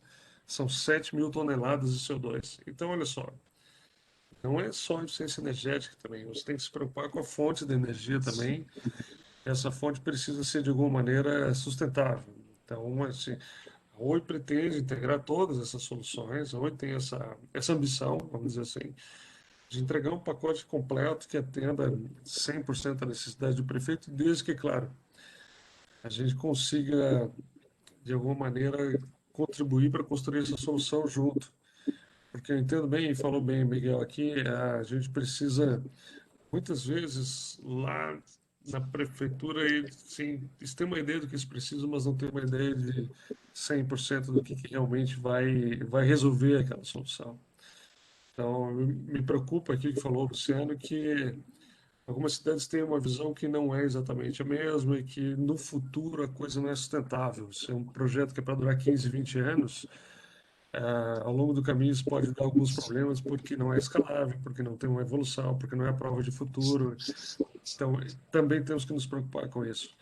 Então, eu vejo isso como uma barreira, mas é uma barreira fácil de remover. Uma barreira que, se você tem um parceiro, agora de novo, que eu falo, Gustavo, que não é aventureiro, parceiro que está comprometido em seguir essa solução com você nos próximos 20 anos, que vai construir essa solução junto com você, isso vai ser decisivo aqui para o sucesso dessas iniciativas de eficiência energética. Não, excelente. Eu acho que esse tema da eficiência energética, ele está mais ou menos como a história de iluminação pública inteligente há 4, 5 anos atrás. Ele está começando a acelerar e não vai demorar tanto tempo para se tornar uma realidade. A gente já tem visto, né, todas as cidades, as empresas e até algumas iniciativas bastante arrojadas todas as operadoras de telecom estão fazendo projetos de eficiência, buscando parceiros para construir essas usinas e se tornarem mais autossustentáveis. E acho que as cidades também vão por esse caminho. As próprias PPPs, já do que o Miguel associou, né, poderia colocar como uma das primeiras prioridades trazer o conceito de Smart Cities, não só no sentido de colocar um sensor inteligente, mas de colocar uma energia mais inteligente, né, no sentido de que pode ser uma das prioridades e que vai trazer um saving razoável. E aí eu acho que é importante, né, ouvir do Vinícius e depois até do Paulo, que já tem essa realidade praticada aqui em alguns outros lugares, com a questão, né, da própria combinação de diversas tecnologias e até de eficiência na geração também dentro do conceito de cidades inteligentes. Por favor, Vinícius. Então, como todos já falaram muito bem aqui, externaram os problemas, né? Os principais problemas são regulatórios e de definições. Então, a gente poderia explorar, com certeza, que eficiência de prédios públicos aqui tem uma economia muito grande, né? E com isso deixaria de ser um contrato de iluminação pública, mas que seja um contrato de eficiência energética para a cidade, incluindo a iluminação pública, entre outras coisas, né? Até na modalidade nova de licitações aí já prevê esse tipo de contrato. Então, talvez tenha um caminho aí. Então, eu acho que tem muita oportunidade de ganho para o setor público, mas primeiro ele passa por um entendimento básico igual o Miguel falou lá no começo, o que ele quer com cidade inteligente? Ele quer eficiência energética, mais inteligência de diminuir poluição, emissão de CO2, com melhoria do trânsito, ou seja, vai ter mais fluidez no trânsito, vai ter menos emissões, com eletrificação de frota. Quais são as prioridades? Definir, né, e permitir que as empresas consigam fazer isso, que hoje, igual ele falou, você tem na questão de quase todos os contratos de iluminação pública, você tem receita acessória, você não pode usar isso para nada, porque não está regulamentado, né? Que é o mesmo caso de... Enfim, que é a mesma coisa de não ter, né? Aí você não tem definição de direito, você não tem porque são contratos que você precisa investir de qualquer forma, né? Você vai botar lá, igual a PPP do Rio, o Ian falou, 10 mil câmeras com inteligência artificial, ele vai ter que investir muito dinheiro nessas câmeras, num data center, numa rede que não vai poder ser a rede de LoRa, que não vai poder ser a rede de IoT, que vai ter que ser uma rede de fibra para aguentar isso tudo, e um mega data center para poder processar todas essas imagens. Então, e como é que ele tem uma segurança para botar essa grana para poder investir, né? No caso do Rio, o Rio conseguiu fazer isso. Então, acho que aqui tem muito mais uma mobilização de todos aqui, igual teve no início, para poder construir essa PPP de iluminação pública, né? E mudar essa realidade que já a maioria dos municípios já querem colocar mais coisas nas suas PPPs, né? Como tentar achar um caminho que a gente consiga usar também a COSIP para fomentar essas coisas, né? Eu acho que estamos convergindo em algumas coisas e depois a gente, na última rodada, a gente passa e busca essa convergência.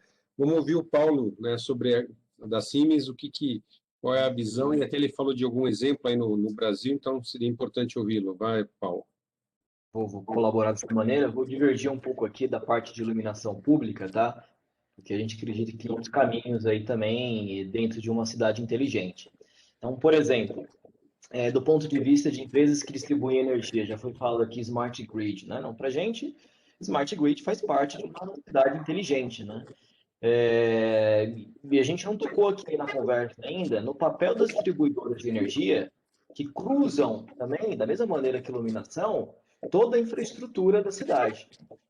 Hoje elas têm, dada a regulamentação atual, a missão de entregar um serviço com qualidade, são medidos por alguns índices de qualidade, como duração das interrupções e frequência das interrupções, né?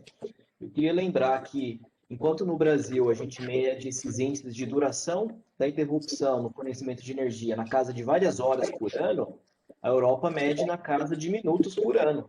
Eu falo com colegas na Alemanha, o patamar lá de interrupção no ano é na casa de minutos. E no Brasil tem várias regiões que chegam a 60 horas ano de interrupção de energia. Então, esse é um ponto também importante de crescimento. Se eu não tenho uma infraestrutura básica ali nas cidades, por que eu estou discutindo, né, evoluções tão radicais na tecnologia sem ainda falta esse patamar básico? Então, eu queria trazer essa reflexão. Também, do ponto de vista de comunicação, eu gosto bastante do que o Gustavo disse, da aporte de LoRaWAN, e também a gente acha que o 5G contribui positivamente nisso, Siemens super atuante no aspecto regulatório, discutindo os impactos do 5G e frequências específicas para automações e aplicações de internet das coisas, e nas indústrias também, tá? E também ainda na parte de energia elétrica, já existem alguns mecanismos que as cidades poderiam utilizar para deixar, por exemplo, os edifícios inteligentes, os edifícios compartilhados inteligentes, né? Toda distribuidora de energia, eu comentei, existe uma necessidade, que é o plano de eficiência energética, que é um fundo, né, no qual parte do faturamento da empresa tem que ser alocado em projetos de eficiência energética. Nada impede que as prefeituras proponham um projeto para otimizar a eficiência energética dos seus edifícios, com controle automático de ar-condicionado, iluminação interna e também geração distribuída, né? Com isso, o que eu estou fazendo? Eu estou usando essa verba, né, de eficiência energética para reduzir o meu consumo, enquadrar e usar esse fundo que vem aí de uma lei, né, uma regulamentação nacional. E aí eu trago o viés do edifício inteligente, que todas as prefeituras, por exemplo, poderiam caminhar nessa direção, tentando usar esse tipo de financiamento, sem necessidade de depender de PPPs. Tá? E eu vou terminar aqui minha contribuição falando um pouco de Água Duna, também do ponto de vista de uma plataforma digital de gestão da cidade. Porque no fim do dia, para mim, se o morador, se o cidadão não sente o impacto da cidade inteligente, o que eu estou fazendo de verdade para agregar valor? Então, fazer com que eu tenha plataformas digitais coletando os dados, me comunicando de uma maneira diferente com os habitantes, interagindo de uma maneira diferente com os habitantes, aí na ponta eu estou sentindo que uma cidade inteligente está contribuindo de fato para aquela região, para aquelas pessoas. Tá? E aí a gente tem uma sorte, porque dentro da Siemens, nós somos os parceiros tecnológicos de um empreendimento chamado Água Duna, uma cidade inteligente e sustentável que está sendo totalmente desenhada do zero. Aí é fácil, né? Dá para colocar no plano bastante coisa, sem entender a realidade de uma cidade que já está em curso, né? Com todos os problemas que existem, a gente sabe, foram mencionados aqui hoje.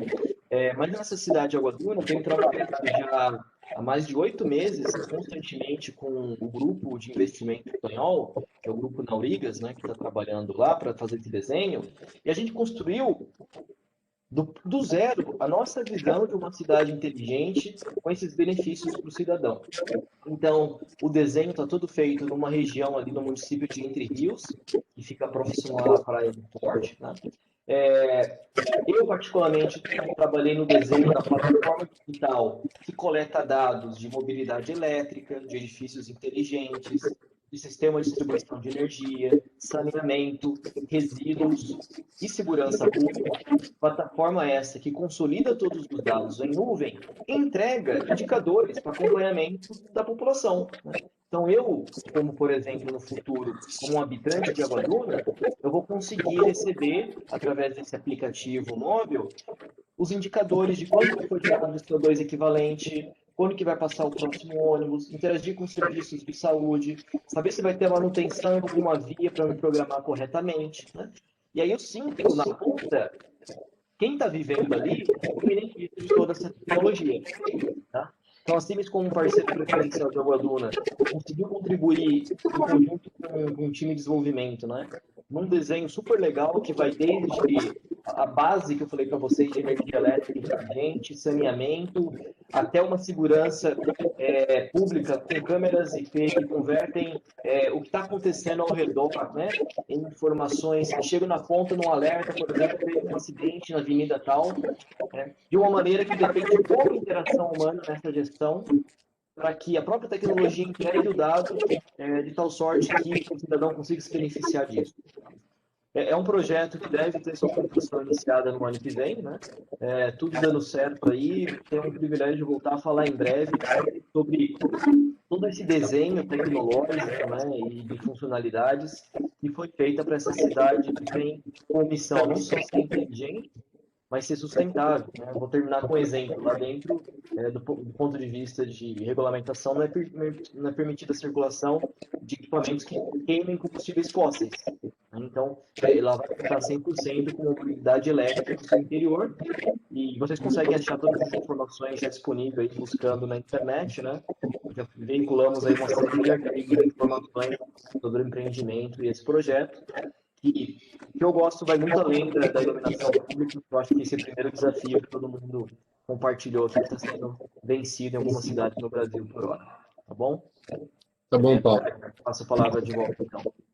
Tá bom. Eu acho que tem exemplos, tem viabilidade tecnológica, tem combinações, tem tudo. Falou-se dos desafios financeiros e de como modelar isso, né? Então, pediria para o Maurício fazer um fechamento com essa parte que eles têm desempenhado em alguns projetos, de como modelar isso, de como trazer formas, quando falta funding, buscar e trazer fundings através de parceiros ou através de entidades, e os modelos que eles acabaram desenvolvendo, como ele citou lá no começo de Miami. Então, Maurício, sua contribuição, por favor. Tá, só uma coisa mais. Acho que um dos principais desafios que tem, como os colegas falaram, é a estandarização. Não? Eu concordo com vocês que tem muitos desafios de estandarização, não somente de protocolos de comunicações, como falou, que se tem a LoRa, que se tem o Zigbee, o Wi-Fi Alliance, mas também a estandarização da informação, que o colega já falou recentemente que a informação são os ativos mais importantes da cidade inteligente, que realmente depende, o marco regulatório local depende de quem são os donos. Os donos são os cidadãos também, não?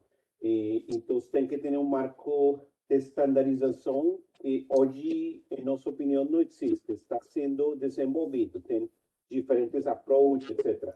E isso tem uma relação direta com o que vai ligado à monetização.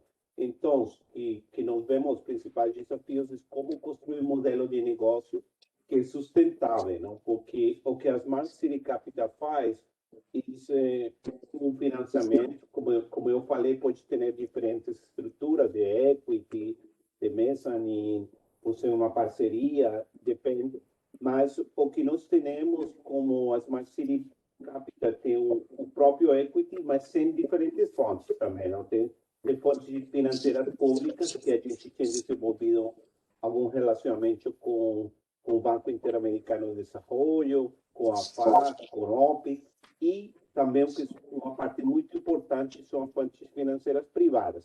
Mas onde vocês têm um gap é como você consegue sustentar, porque a gente tem hoje alguns casos de negócio. Os mais importantes são Smart Lighting e a medição Smart Metering de água, de gás, de eletricidade. São casos que você consegue fazer um retorno de investimento muito sustentado com números, mas tem uma quantidade de casos de negócios que tem monetização, mas o setor financeiro tradicional não tem certeza ainda.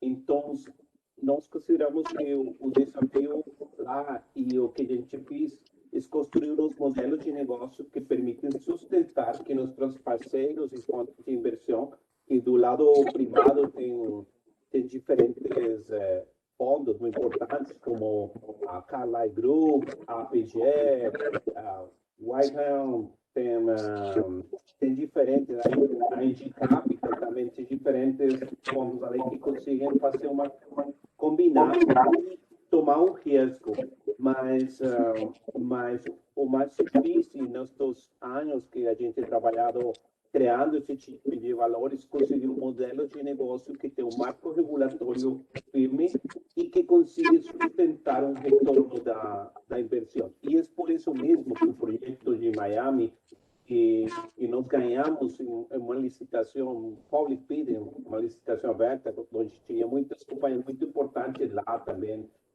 fazendo ofertas muito interessantes, foi a possibilidade de conseguir um modelo de negócio que foi 100% risco nosso.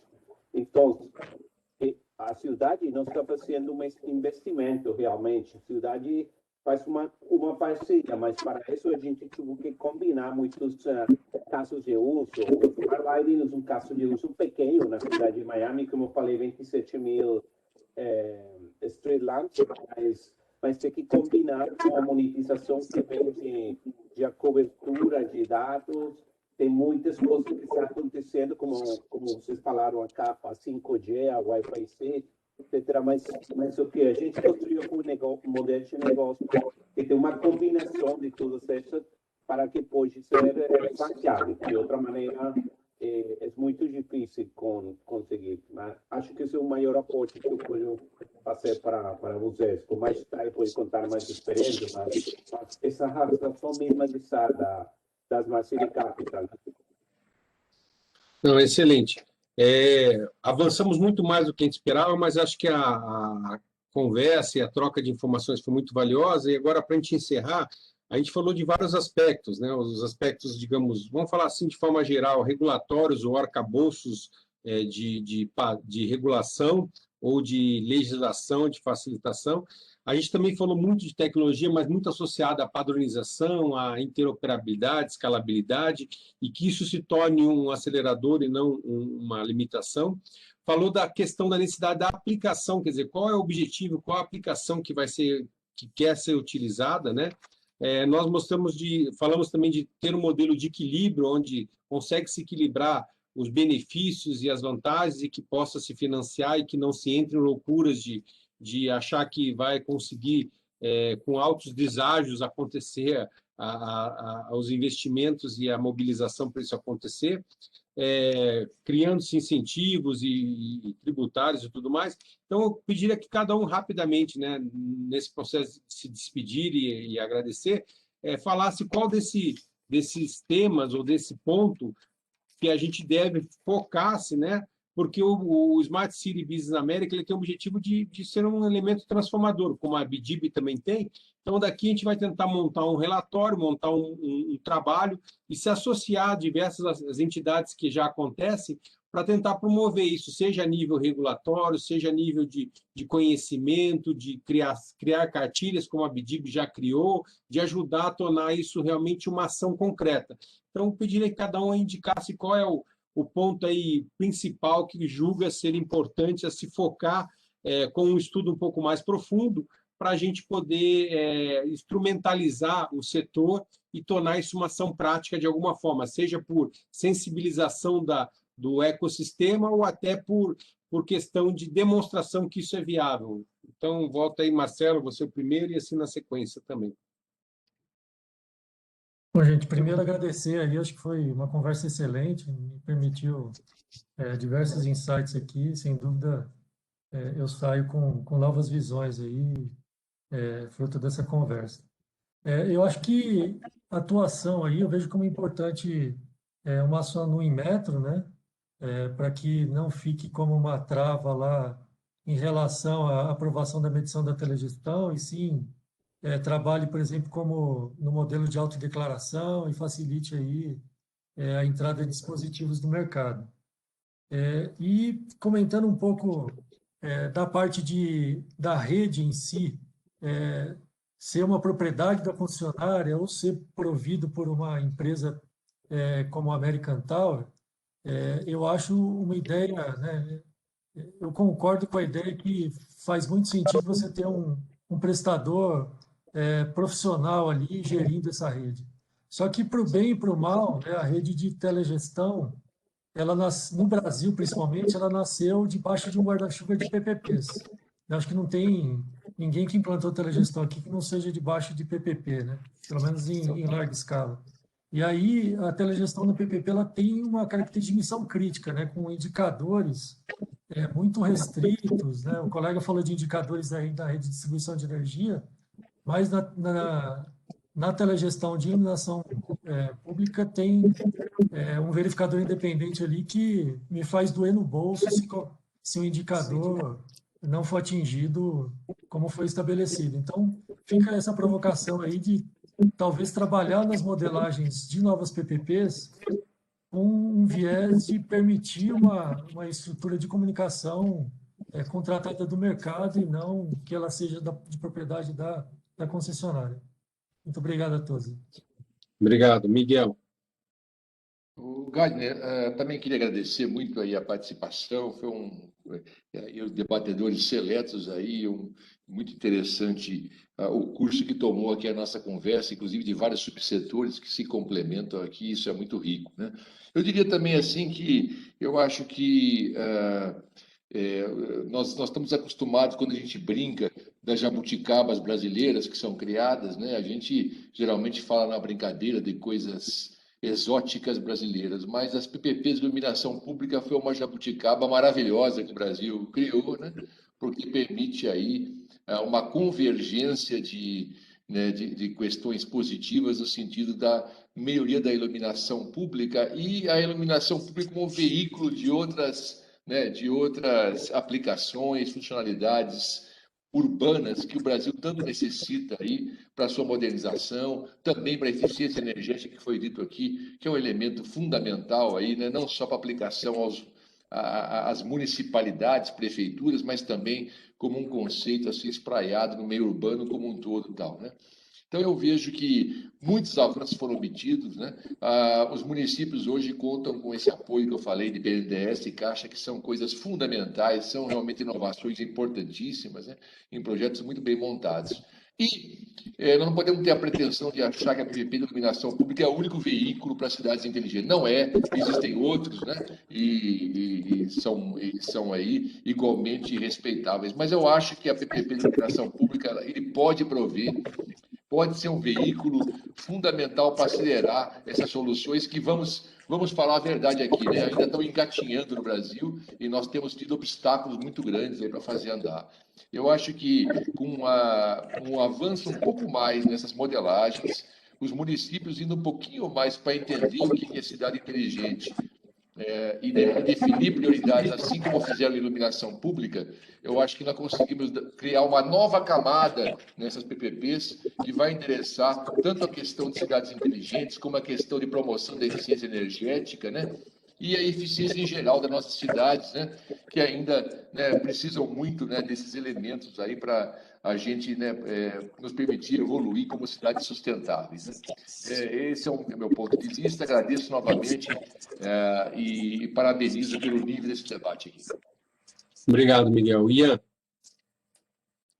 Oi, desculpa. Não, acho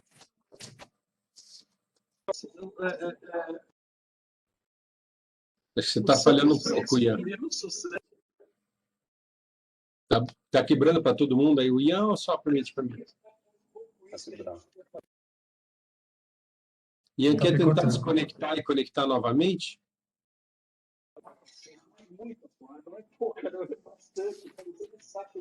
Olá, vocês estão me escutando? Desculpe, eu estou no escritório. Quem sai vai cair, ok? Mas eu vou bem rapidinho. Nessa parte, para focar um pouquinho mais da eficiência energética e essa parte de ser inteligente, eu acho que ir trabalhando com caixa, com BNDES e mais, eu acho que o primeiro passo é colocar 100% de telegestão. Fazer eles entenderem que a telegestão é básica.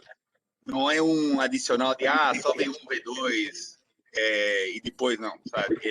Hoje eu acho que já pode focar, vai reduzir o consumo de energia, vai melhorar os indicadores de desempenho, okay? E vai criar uma rede que abrange o município inteiro. Okay? Seja com parceiro privado que nem American Tower, seja uma rede privada, isso é para ver, ok? Essa é a primeira parte, eu acho. E a segunda, aqui está o Maurício aqui da Smart Capital, é tentar convencer o Caixa e o BNDES, que acho que vão ser os drivers desses modelos para frente, sem dúvida, ok? Dos casos de uso iniciais, já tem caso de uso inicial. E tentar enquadrar isso já, pelo menos, digamos, na segunda fase de PPP, enquadrar esses casos de uso iniciais, deixando aberto o leque para o resto. Mas eu acho que tem que realmente começar esse trabalho de entender as PPPs de iluminação pública, aquela que não é a entrada para a Smart City.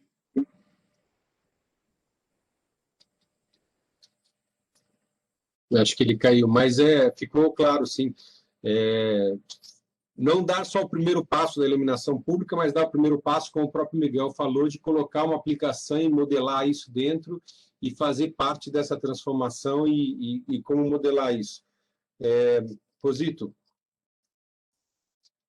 Bom, primeiro também agradecer a oportunidade. Acho que, assim como o Menegato comentou, aprendi muito aqui, já anotei, tive vários insights aí também para aplicação, para a gente seguir com essa aplicação do que a gente discutiu aqui hoje. É difícil, Gardner, eleger algum tema mais importante, mas o Menegato falou da questão da regulatória. Eu destaco aqui a questão também, que já foi bastante comentada, da questão do planejamento municipal. Então, de ter essa conscientização, a gente está numa fase aí de assimilação de conhecimento por parte do poder público, ao mesmo tempo os consultores, todos que trabalham aí também com iniciativas como o IPGC e outros institutos, para ajudar a desenvolver esse segmento, da gente ter mais oportunidade de discussão e ampliar a discussão desses conceitos. É um pouco do que a gente faz também, apesar de não ser exatamente o nosso trabalho dentro da Tecnovat, mas a gente de desenvolver esse tipo de projeto indo diretamente, mas dentro do Grupo Simon a gente tem um grupo de discussão sobre cidades inteligentes, onde a gente está envolvido nisso em vários países para ajudar a desenvolver esse conceito. E muito do nosso papel é dar esse suporte, oferecer essa garantia para quem for aplicar a tecnologia, para quem for receber essa tecnologia. Obrigado pela oportunidade. Obrigado. Gustavo? Em primeiro lugar, agradeço aí a todos os palestrantes. De verdade, foi muito rico esse momento aqui com vocês. Traz uma visão bem diferente de tudo que eu tinha visto até então. Então, agradeço mais uma vez a vocês e também ao Gartner por ter organizado todo esse painel. Eu acho que aqui tem duas vertentes muito legais, uma que o Luciano mencionou. A gente precisa pensar também na educação do setor público. A gente fala aí de prefeituras que têm um turnover muito grande.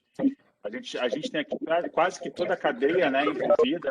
A gente tem os concessionários, o financiamento, a tecnologia, mas está faltando quem contrata. E a gente não pode achar que só quem contrata são as grandes capitais. A gente já está falando de projetos de pequenas e médias cidades. Então, eu acho que tem um viés aqui educacional que a gente deveria aprofundar aqui a discussão. E uma outra discussão que eu faço, que eu coloco aqui como ponto importante para estudo desse grupo, seria a gente olhar também para setores correlatos de iluminação pública e tentar aprender alguma coisa que pode nos enriquecer. A gente tem hoje uma profusão de editais de licitação de água com as utilities de água aqui no Brasil, que hoje já estão contratando não a tecnologia ou a infra, mas sim o SLA e o dado, né, que é o que importa, colocando todos os indicadores, e talvez possa haver algum tipo de maturidade dentro desses editais que podem também nos dar insights para a gente evoluir aqui as PPPs de iluminação pública. Então, coloco aqui como uma sugestão para esse grupo, para que a gente faça em paralelo e veja se existe algo que a gente possa hoje capturar e usar como um fator evolutivo dessas PPPs de iluminação pública. Eu acho que isso é um ponto importante, é transformar eventualmente CAPEX em OPEX, e isso virar, digamos, dentro do próprio arcabouço da gestora de iluminação ou da gestora de cidade inteligente, mais um benefício para ser trazido. Isso também faz parte do por favor, Walter, que já está acostumado a fazer tudo como OPEX, né? Sempre presta serviço. Eu ia dizer agora que inclusive, assim, vídeo monitoramento e outros que a gente faz com a cidade, o caso de Copacabana, o caso da Copa do Mundo, é tudo OPEX, é tudo tipo infraestrutura as a service. A prefeitura realmente não adquire o equipamento, né? Necessariamente, poderia, mas o modelo preferencial é OPEX. Mas eu queria aproveitar para agradecer aqui, realmente foi bastante rico aqui. É interessante ver assim, diferentes visões e como todos esses vetores de conhecimento aqui se somam aqui nesse projeto. Se eu pudesse destacar uma coisa aqui para constar, eu ia reforçar o fato de que é importante a capacitação da prefeitura, a capacitação do órgão público para ele realmente saber o que ele precisa, o que ele consegue, o que ele precisa adquirir para resolver a solução que ele tem. Então, talvez começando por uma consultoria de capacitação, que o Gustavo falou em educação também. Você tem esse elemento é importante aqui no cadeia. Talvez a gente está considerando isso como um dado do problema, a gente precisa dar um passo atrás e suportar nesse desenho da solução. Isso é uma coisa que eu acho importante aqui. E a outra é o seguinte, buscar um parceiro sólido, né? Que é o caso das empresas aqui representadas, né? Você tem uma PPP que vai durar 15, 20, 30 anos, então você realmente tem que procurar um parceiro capaz de suportar ao longo desse período todo do projeto, né? Mas, demais, obrigado a todos aqui. Gard, obrigado pela coordenação, excelente coordenação aqui. Foi realmente um painel muito rico.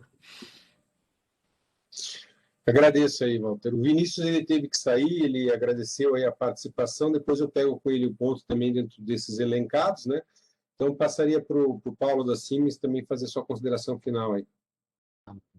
Bom, começar a agradecer, né, como todos, agradecer, Gard, por colocar esses diferentes backgrounds juntos aqui na conversa, que deixou o bate-papo muito rico, com diferentes pontos de vista, né?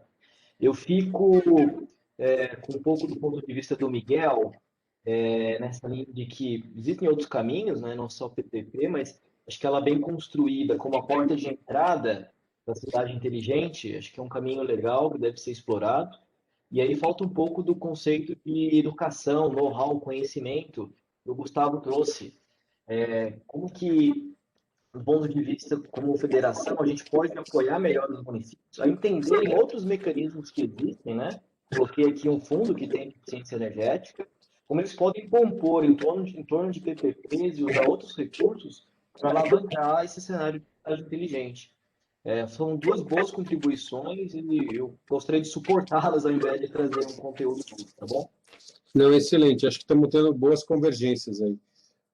Maurício, para encerrar, acho que foram várias vezes citadas a importância, né, de se educar e de se construir, delimitar.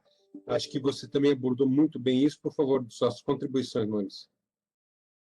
Não, primeiro que tudo, muito obrigado por bater papo muito. A gente sai com algum feedback, com algumas ideias de vocês. Também eu gostaria de falar que acho que o Brasil tem uma situação de privilégio comparado com outros países em América Latina, porque vocês têm um marco legal que está mais alinhado para ser esse tipo de PPPs. Acho que a gente ainda trocou algumas regulações locais e isso faz que é muito mais fácil desenvolver esse tipo de projetos, mas concordo com vocês, a educação é uma parte muito importante. A Smart City Capital acá tem toda a vontade de trabalhar com parceiros locais. A gente ainda teve alguns acercamentos com algumas companhias lá. Nossa experiência, a tecnologia, o mercado de Smart City Capital também depende de os jogadores que estão vendo lá. Nós tivemos uma situação, por exemplo, no México, que acho que é importante para você escutar, onde um jogador de telecomunicações muito importante, ele, vamos falar, comprou o projeto neste caso, de Smart Lighting, porque eles estavam vendo os polos como umas mini towers para o desenvolvimento de 5G. Então, algumas vezes vocês têm um modelo de negócio onde vocês encontram também outro tipo de jogadores que têm interesses diferentes. E a mesma coisa acontece com a estandarização. De lado nosso, muito agradecido. Eu gostei muito o rico da conversação. E nós estamos aqui aguardando qualquer informação que vocês precisam, que qualquer coisa que de nossa experiência pode contribuir. E nós normalmente trabalhamos com parceiros locais, porque a gente considera que é o melhor modelo de trabalho. Então, qualquer coisa que atentos o que a gente pode compartilhar com vocês de nossa experiência.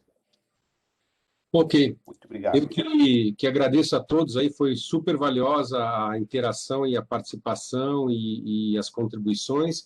Eu vou tentar elaborar assim um resumo escrito, colocando os principais pontos e endereçados e tentando eleger os 2 ou 3 principais temas. Eu acho que tem trabalhos muito bem feitos junto às PPPs, junto às entidades, junto aos fabricantes de tecnologia, fornecedores. O Miguel tem feito um trabalho bastante grande junto à BDIB em relação a isso, e a gente pode pegar algum desses temas aqui. Eu acho que a questão de educação, né, sempre foi um tema de criar cartilha. Acho que a gente tem mais cartilhas a serem criadas, nós estamos numa fase 2 da cartilha, digamos assim, né, Miguel? Você já está tentando construir isso. Eu acho que a gente pode buscar isso em parceria com o Smart City Business America e com os parceiros aqui, e com a própria BDIB, com as PPPs, criar essa segunda versão para viabilizar para cidades menores e médias um pouco mais dessa educação, também compartilhando isso com as entidades e regulatórias e que legislam, né, que criam normas no setor, para que a gente possa realmente sair dessa e partir para essa segunda fase, que é tornar a Smart Cities não mais do que só iluminação pública, mas outras aplicações e outros benefícios, como disse o Paulo, né, ele já saiu, mas que traga o benefício lá para o cidadão, né, porque no final do dia tudo isso aqui não é só para negócios ou para cidades ou para isso ou para aquilo, mas é que o cidadão realmente perceba isso como uma vantagem para ele. Eu agradeço o privilégio de ter podido ouvir e compartilhar com vocês essas informações e tentar depois concatená-las e sedimentá-las através de um paper bem rápido sobre isso aqui. Agradeço mais uma vez. Desculpe o avançar das horas, mas é que foram bastante frutíferas as contribuições.